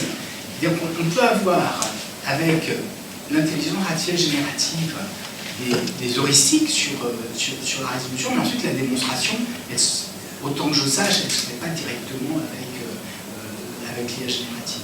Mais on a quand même aujourd'hui d'autres outils. Je ne sais pas si vous avez essayé Wolfram Alpha ou des outils comme ça qui sont en mesure de résoudre des équations de façon extrêmement efficace. Donc je pense qu'il y a un... Mais moi, c'est pas qu'il y a la notion d'équation des Olympiades. Oui, mais justement, je pense qu'il y a... Oui, mais je crois qu'il y a les deux. Ce sont des systèmes composites qui permettent de faire ça. Ce que je veux dire, c'est qu'il n'y a pas enchaînement d'éléments de raisonnement les uns après les autres. Donc ça ne fait pas la démonstration. En revanche, on peut trouver des pistes vraiment originales et ensuite les utiliser. Éventuellement trouver des... Donc on peut faire des choses extraordinaires. Je n'ai pas voulu dire qu'on ne pouvait pas faire des progrès dans beaucoup de domaines. Là, c'est les Olympiades mathématiques, mais par exemple, vous avez eu le prix Nobel de chimie en 2024 pour le logiciel AlphaFold, qui est capable de trouver le repliement des protéines. Vous savez ce que c'est, hein, les protéines sont des chaînes d'acides aminés, leur fonction est liée à leur forme, et bien sûr, on a fait des modèles physiques, on n'est pas arrivé, et avec l'intelligence artificielle, on est arrivé à faire ce genre de choses. Donc voilà, c'est un bon exemple de ce qu'on... Donc bien sûr, on peut, avec ces machines, faire des progrès considérables dans beaucoup de disciplines scientifiques. Je n'ai pas voulu dire. Ce que je veux dire, c'est simplement que l'IA générative toute seule, rien que le moteur ne raisonne pas. D'ailleurs, ce que ça donne, vous voyez bien, quand vous posez une question, vous avez des résultats qui parfois sont justes, parfois sont complètement faux. Alors on appelle ça des hallucinations. Mais justement, je crois qu'il faut... Alors d'abord, le terme n'est pas très bien choisi. Parce que les gens de nos générations, l'hallucination, ça faisait écho quand même à la perception qu'on avait lorsqu'on prenait des psychotropes, des éléments, vous êtes d'accord, donc c'est pas des hallucinations, ce sont des hallucinations. Ensuite, il y a des outils qui permettent de spécialiser sur des sous-corpus. Alors ça se fait bien dans des domaines comme le droit. On peut s'assurer que la réponse est dans un corpus juridique qui a été donné. Ça veut dire que ça donne que la vérité. Mais ça ne donne pas toute la vérité. C'est-à-dire qu'il se peut qu'il y ait des choses qui seraient utiles et qui ne soient pas présentes. Mais ensuite, effectivement, voilà, c'est pour ça que je dis ça. Il n'y a pas de raisonnement dans les systèmes. Ça ne veut pas dire qu'on ne peut pas les utiliser pour... C'est troublant parce qu'on ne voit pas très bien ce que vous dites, où on décortique la question du fait qu'on n'a pas l'impression qu'il y ait moyen de définir une probabilité d'erreur et ni non plus d'agir dessus de façon raisonnée. Alors, non, mais ça c'est... Si la machine elle-même qui sert à faire des choses, enfin l'enjeu, le système qui fait l'intelligence artificielle n'est pas lui-même contrôlé, comment peut-on espérer avoir un résultat fiable? Eh bien c'est exactement, c'est la bonne question que vous posez. Quelle peut être l'utilisation? Il y a énormément... D'abord, il y a énormément de techniques d'intelligence artificielle. Il y a des techniques où il n'y a pas d'erreur, comme la démonstration automatique. Il y a des techniques d'apprentissage où il est capable de vérifier sur un corpus donné qu'il y a de déterminer le taux d'erreur. Sur l'apprentissage supervisé. Ça dépend ou non de la masse de données qu'on entre dedans. Eh ben oui, c'est de l'induction. Et l'induction, c'est le raisonnement du particulier au général. Donc il n'est jamais certain, c'est pas possible. Mais en revanche, ce qu'on peut faire, c'est faire des tests. Alors bien sûr, les tests, ça dépend de la distribution qu'on a des exemples. Il se peut, vous voyez, par exemple, sur les grains de beauté, on obtient d'assez bons résultats sur les peaux blanches. Sur les peaux noires, ça s'écrase. Pourquoi? Parce que d'abord, on n'entraîne pas sur les peaux noires, mais aussi parce que c'est une autre maladie sur les peaux. Ça vous donne. Donc, bien sûr, alors, il y a quand même beaucoup de spécialistes de recherche qui ont essayé de travailler sur ces notions de tests pour essayer de limiter les erreurs. Donc, à la fois, on fait subir des petites perturbations sur les exemples pour s'assurer que c'est bien stable. On essaye de s'assurer que la distribution des exemples correspond à la distribution des exemples sur lesquels on va l'appliquer. Tout ça, c'est la notion du signe noir. Vous savez ce que c'est le signe noir? Justement, je parle dans mon livre, parce que c'était les Hollandais qui pensaient qu'il n'y avait que des signes blancs. Puis quand ils sont allés au XVIIe siècle à l'autre du monde, tout d'un coup, ils ont vu qu'il y avait des choses qu'on n'avait jamais vues qui existaient. Donc, bien sûr, ça, c'est la distribution.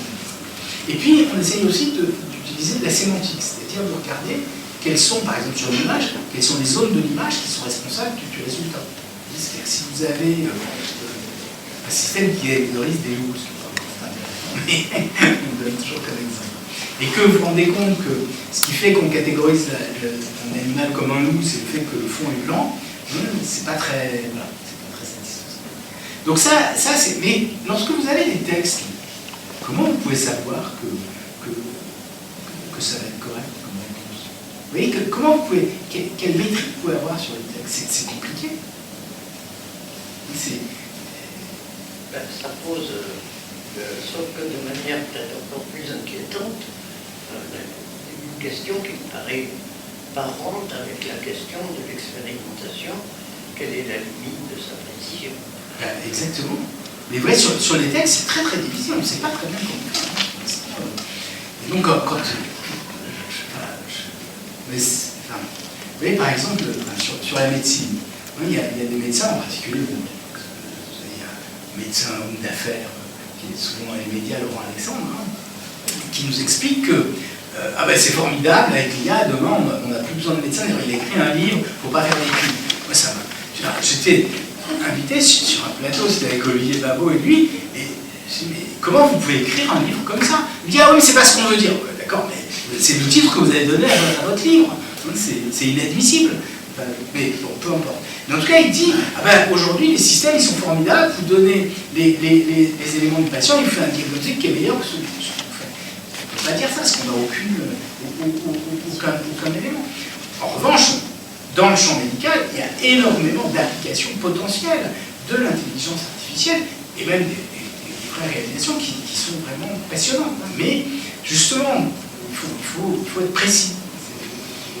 Et même l'IA générative, alors ça peut être utile dans certains domaines. Vous voyez, par exemple, j'avais vu dans le champ de ce qu'on appelle la conception de médicaments, il y a des utilisations d'IA générative pour générer des molécules. Puisqu'on peut générer n'importe quoi, on peut générer tout ce qui est texte, donc une molécule ça peut être un texte, un programme informatique ça peut être un texte, etc. Donc on peut générer des molécules, et ensuite on peut avoir des simulateurs qui détectent les effets antagonistes, et puis qui vérifient qu'ils peuvent bien atteindre leur cible physiologique. Donc on espère que peut-être ça va permettre de tester énormément de molécules et de réduire, bien sûr, j'en ai possible à quelques molécules qui sont ensuite testées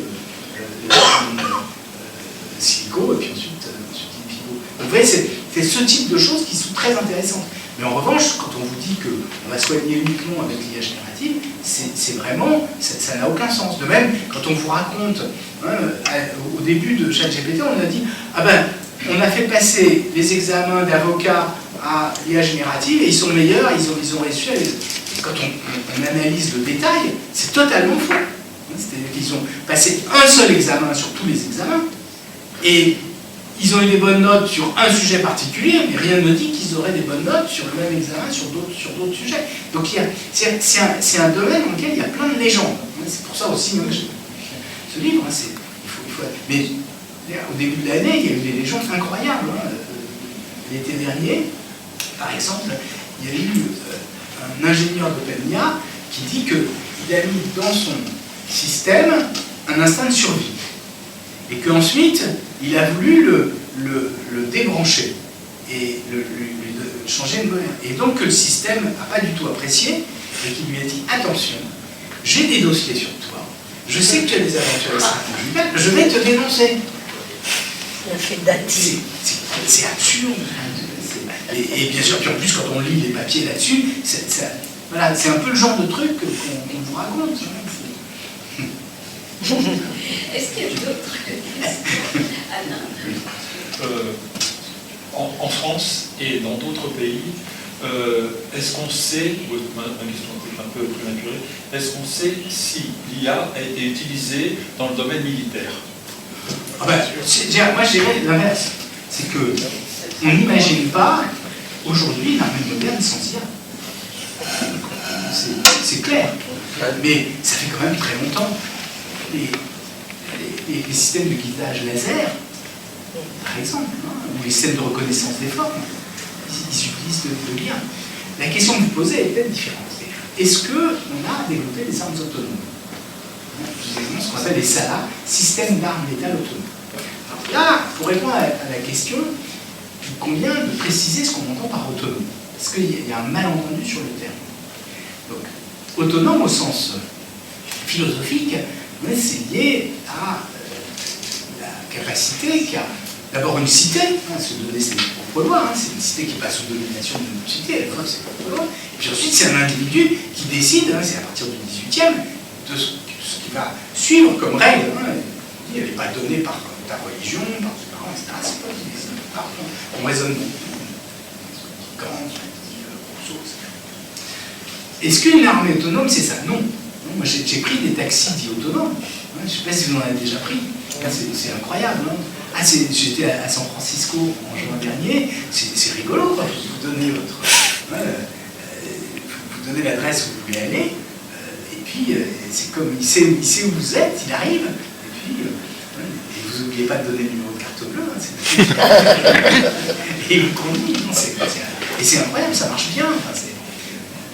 Même s'ils ne sont pas complètement autonomes. Mais bon, ce que ça veut dire autonome au sens technique, c'est pas autonome au sens philosophique. Ça veut dire que entre la prise d'information et la décision, il n'y a pas d'intervention d'un agent humain.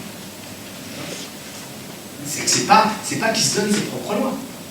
Ça veut dire que ça se distingue. Les automates, j'ai parlé des automates de Vaucanson. Les automates de Vaucanson, ils étaient automatiques en sens où ils généraient un mouvement tout seul. Là, vous avez des capteurs. Donc, sur une voiture, vous avez des lidars, des radars, des caméras, etc.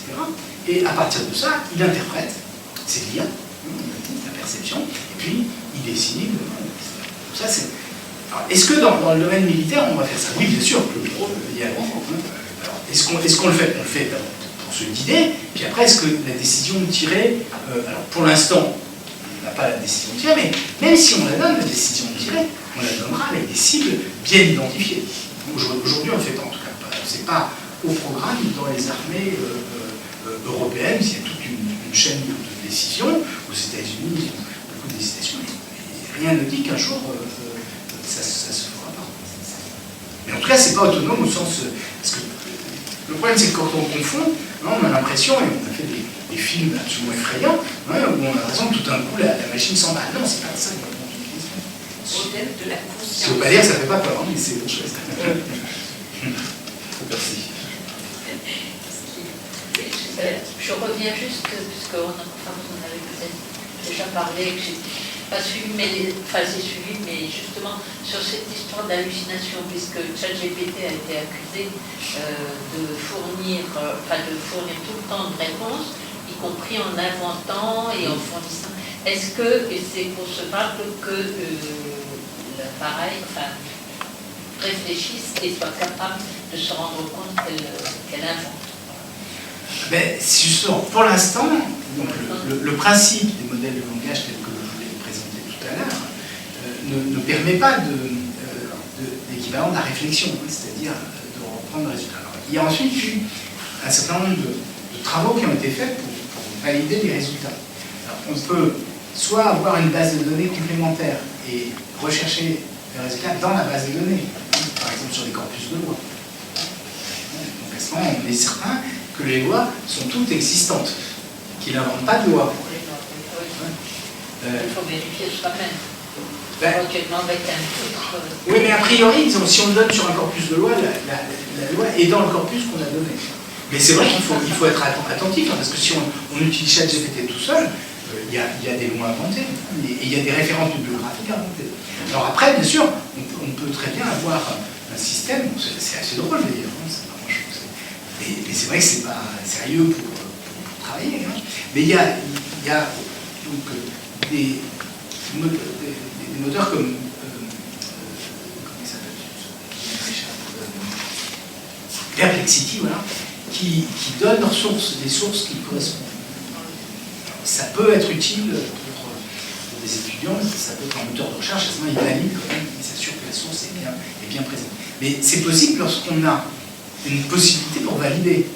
Il y a des types de si c'est juste du texte, on ne sait pas comment valider, hein, c'est ce que je disais tout à l'heure. Si c'est une liste bibliographique, oui, on peut s'assurer que la liste bibliographique elle est bien sur. Voilà, avec un moteur de recherche, ça se fait. Donc ça veut dire qu'il faut contrôler ce que il faut contrôler, de toute façon, il faut contrôler. Mais c'est vrai qu'il y a des cas de figure quand même où il y a un petit contrôle qui est fait automatiquement par la machine. Heureusement. Ah, Je peux. C'est aussi aux philosophes que je parle.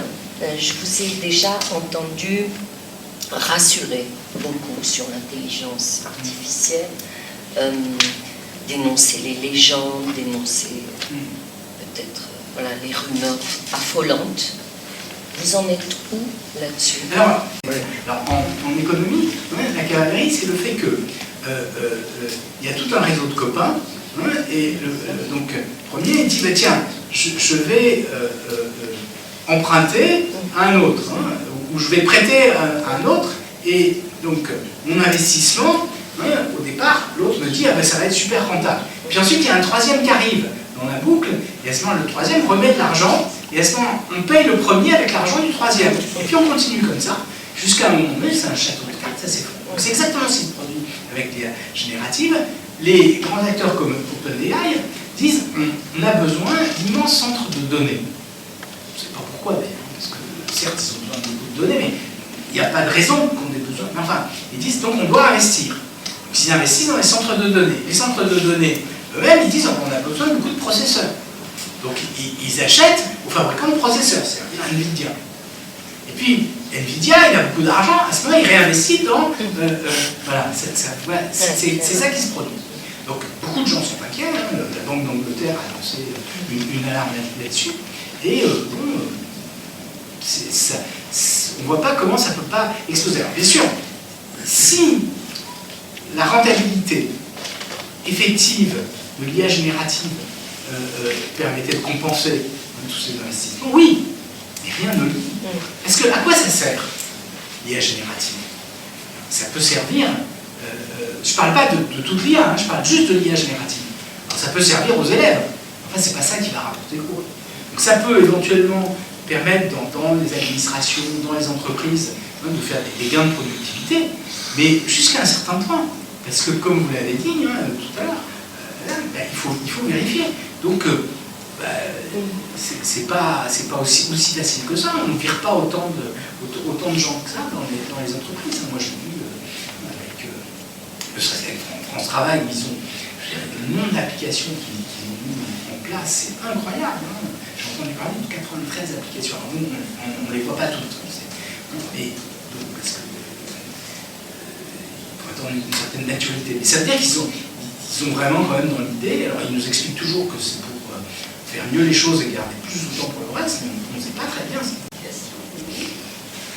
Je me demande, quand vous parlez du fait qu'il n'y a pas de raisonnement dans les IA actuellement, quel est le raisonnement justement derrière cette affaire? Alors, attention, j'ai pas... D'abord, qu'est-ce qu'on appelle les IA? C'est une question. Parce que, moi je vous ai dit, il y a l'intelligence artificielle. C'est une discipline scientifique. Alors, lorsqu'on dit les IA, et je trouve que c'est un peu gênant, parce que ça substantialise un peu. Ça voudrait dire qu'il y aurait des entités qui seraient dotées d'un esprit. Alors, c'est pas du tout ça qu'on nous dit. Mais en même temps, on a besoin d'un concept. Et c'est pour ça que vous employez le terme, et il est pertinent. Mais le concept, c'est autre chose. Ça a été introduit très tôt. C'est le concept d'agent. C'est-à-dire des entités qui agissent. Ce ne sont pas des agents au sens philosophique, mais ce sont des agents au sens où ce sont des entités qui, comme j'ai dit tout à l'heure sur les voitures autonomes, qui ont des capteurs qui sont capables d'interpréter les signaux fournis par les capteurs et puis qui ensuite prennent des décisions en fonction d'un but qu'on leur a donné. Donc, est-ce que ces agents raisonnent? Parce que je dis, il y a des techniques d'intelligence artificielle qui permettent de raisonner.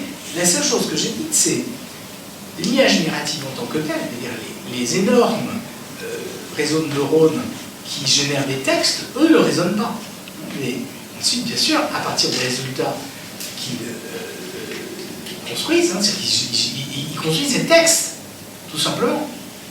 À partir de ces textes, bien sûr, on peut essayer de les valider, on peut faire du raisonnement, on peut coupler avec d'autres techniques, en maths par exemple, on ne peut pas faire directement la démonstration. D'ailleurs, moi j'avais essayé sur des petits problèmes de logique, et il s'effondrait complètement. Alors après, bien sûr, une fois qu'on l'a fait sur un petit problème de logique, oui, Jean-Paul Delahaye, je ne sais pas si vous connaissez, c'est un mathématicien, il avait montré plein d'exemples où ça ne marchait pas. Et moi, après, je m'étais amusé, j'avais trouvé d'autres exemples où ça ne marchait pas. Puis ensuite, j'avais réessayé quelques mois après, puis tout d'un coup, ça se mettait à marcher. Parce que, bien sûr, une fois que vous avez décrit, c'est pour ça que c'est très difficile, vous dites, ah ben la machine ne peut pas faire ça. Oui, d'accord, mais sauf que si vous posez la question et que vous donnez la réponse, 2 mois après, elle sera capable de le faire. Et du coup, qu'est-ce que vous pensez des benchmarks comme ARC et AGI, qui sont uniquement sur des problèmes pas vus, de raisonnement complexe que les humains ont du mal à faire, c'est sur lesquels les réponses ne se trouvent pas sur Internet, par exemple. Oui, bien sûr. Non, mais c'est très... Bien sûr qu'il faut essayer de faire ça. C'est tout à fait. Mais voilà, c'est simplement... Je vous montrer que c'est un peu limité. À propos de ces erreurs en mathématiques, beaucoup de gens ont fait ça. Mais je voudrais citer un exemple que j'ai produit qui est un peu plus inquiétant. C'est-à-dire que je lui ai donné un résultat, un lèvre qui sont 3 suicides, arithmétique, qui n'a pas su résoudre très bien. Et ensuite, il me dit c'est vrai. Je lui donne un faux contre-exemple. Un faux contre-exemple. Bon, un peu malin, mais un faux contre-exemple. Eh bien, la réponse est oui. Ah, excusez-moi, je me suis trompé, autant pour moi. Ça, c'est très inquiétant. Il n'a même pas vérifié. Il n'a pas vérifié. Ben voilà. Mais ça, c'est très inquiétant. C'est exactement ça, quand je vous dis qu'il ne raisonne pas, c'est exactement. Merci. Mes collègues m'ont répondu, le client a toujours raison. Et c'est ça dont on a peur. Alors, il est vrai que 6 mois après, il a su résoudre parce que je lui avais donné. Donc c'est exactement ça. Mais j'ai peur, c'est aussi les gens qui vendent. Bien sûr.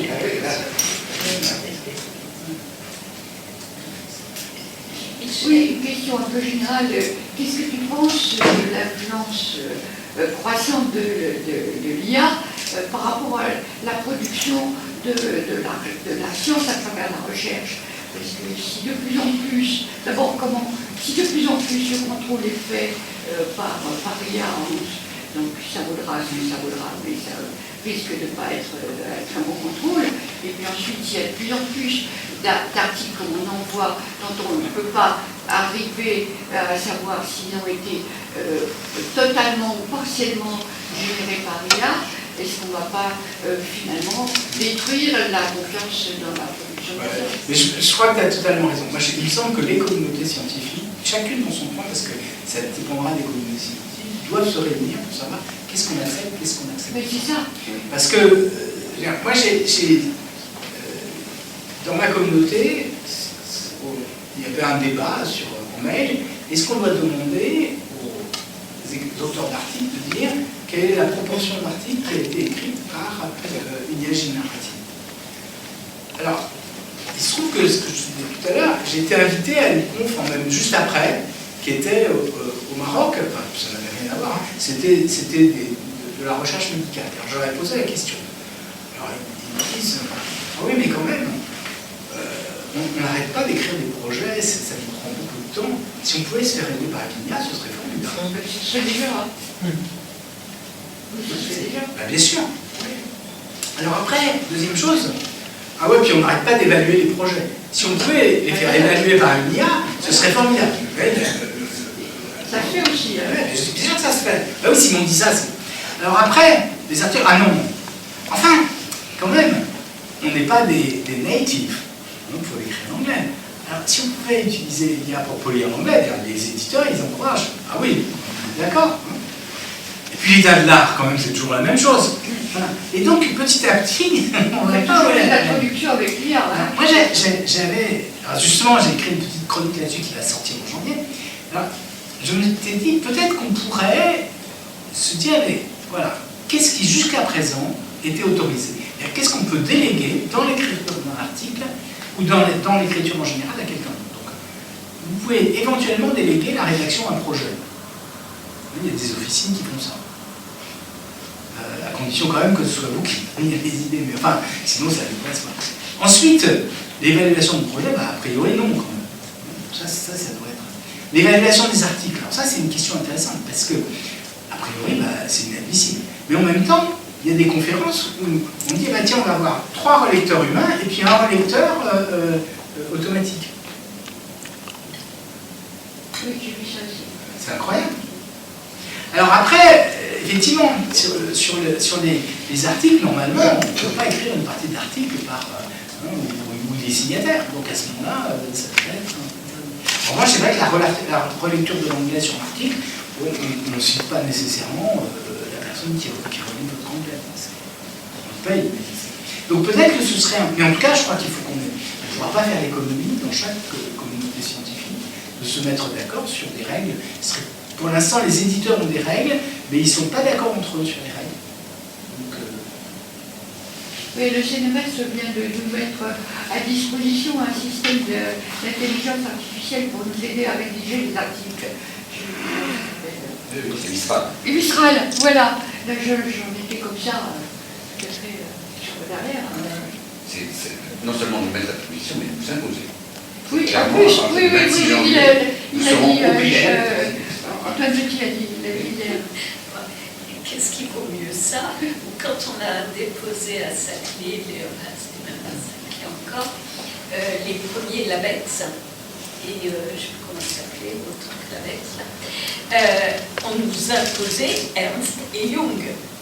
Alors je ne sais pas s'ils travaillaient avec. Et comme nous, on n'avait pas le temps, on n'avait pas les codes pour écrire ça, etc., c'était une société de conseil prise par la présidence qui venait aider chacune des composantes à écrire sa page. Est-ce que c'est mieux? On voit ce que ça donne. Enfin, le CNRS a quitté Microsoft, l'informatique du CNRS. J'espère, oui. Ah, mais quand c'est même. maintenant, hein. Il a fallu du temps. Ça c'était quand même bien. Semblable, oui, bien sûr. Ah oui, Tu te souviens quand on avait été choqués, on avait vu qu'il y avait eu Microsoft. On a l'impression de. Ça a mis longtemps, quand même. Ah oui, ça fait 2-3 ans. Michel, il y a une question générale, moi j'ai des questions. Ils sont particuliers. C'est pour des images, pour Mini Marchand. C'est sympa. Donc, les questions particulières, c'est je ne comprends pas comment on peut faire un faux Picasso alors qu'il y a tant de Picasso et tant d'époques dans Picasso. Le Picasso d'avant 1906 n'a rien à voir avec le céramisme de Valoris. Ça, c'est la première chose. La deuxième chose, est-ce qu'un spécialiste de l'intelligence artificielle peut nous dire combien de tableaux là ont été créés par l'intelligence artificielle? Ça, c'est des questions particulières.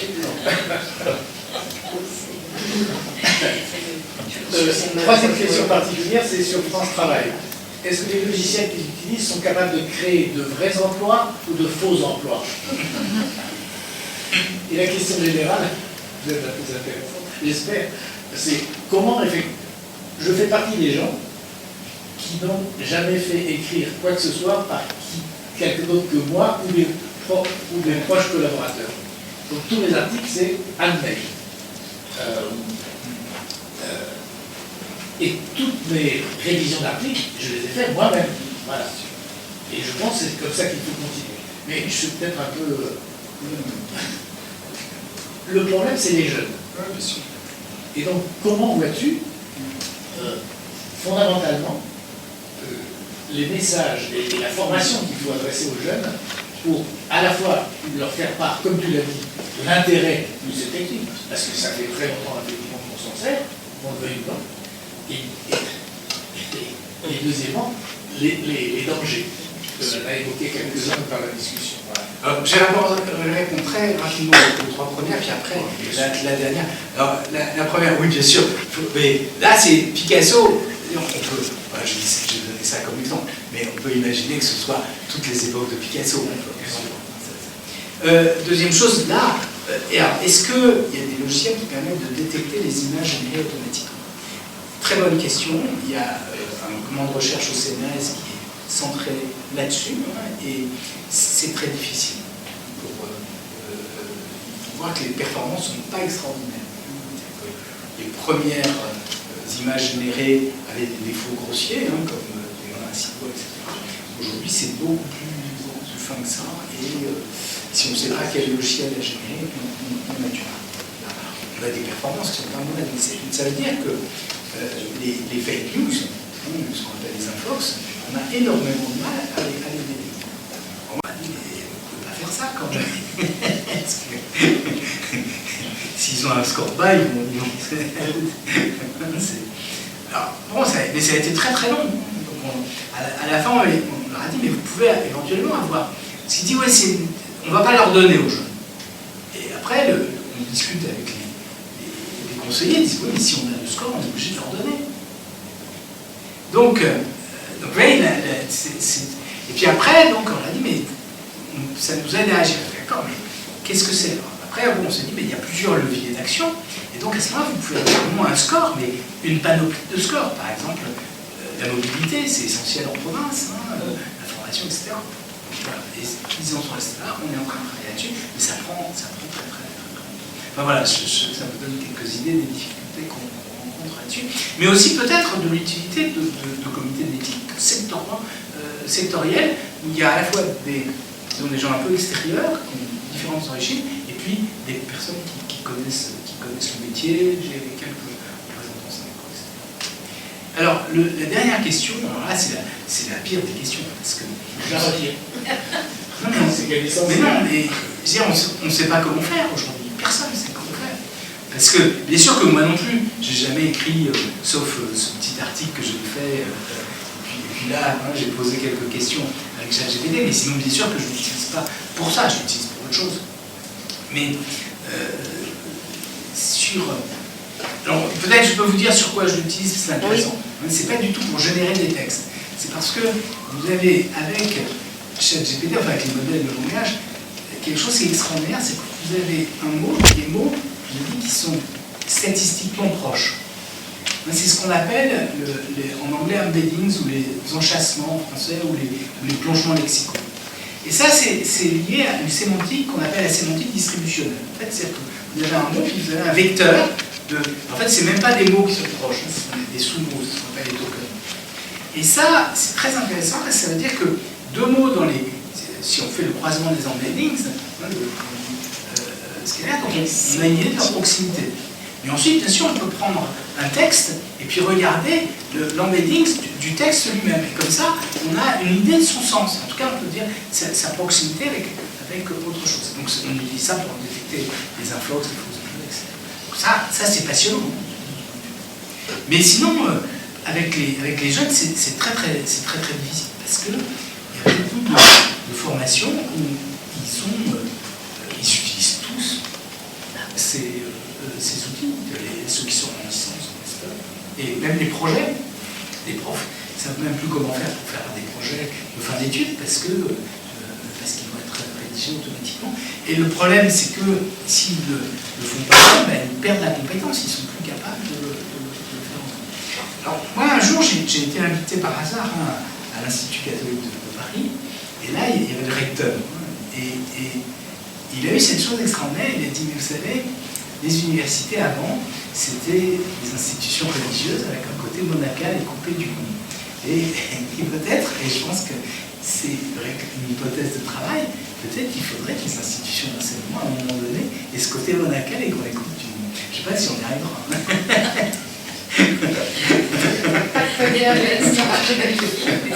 Non, ça va pas très bien avec l'union rationaliste.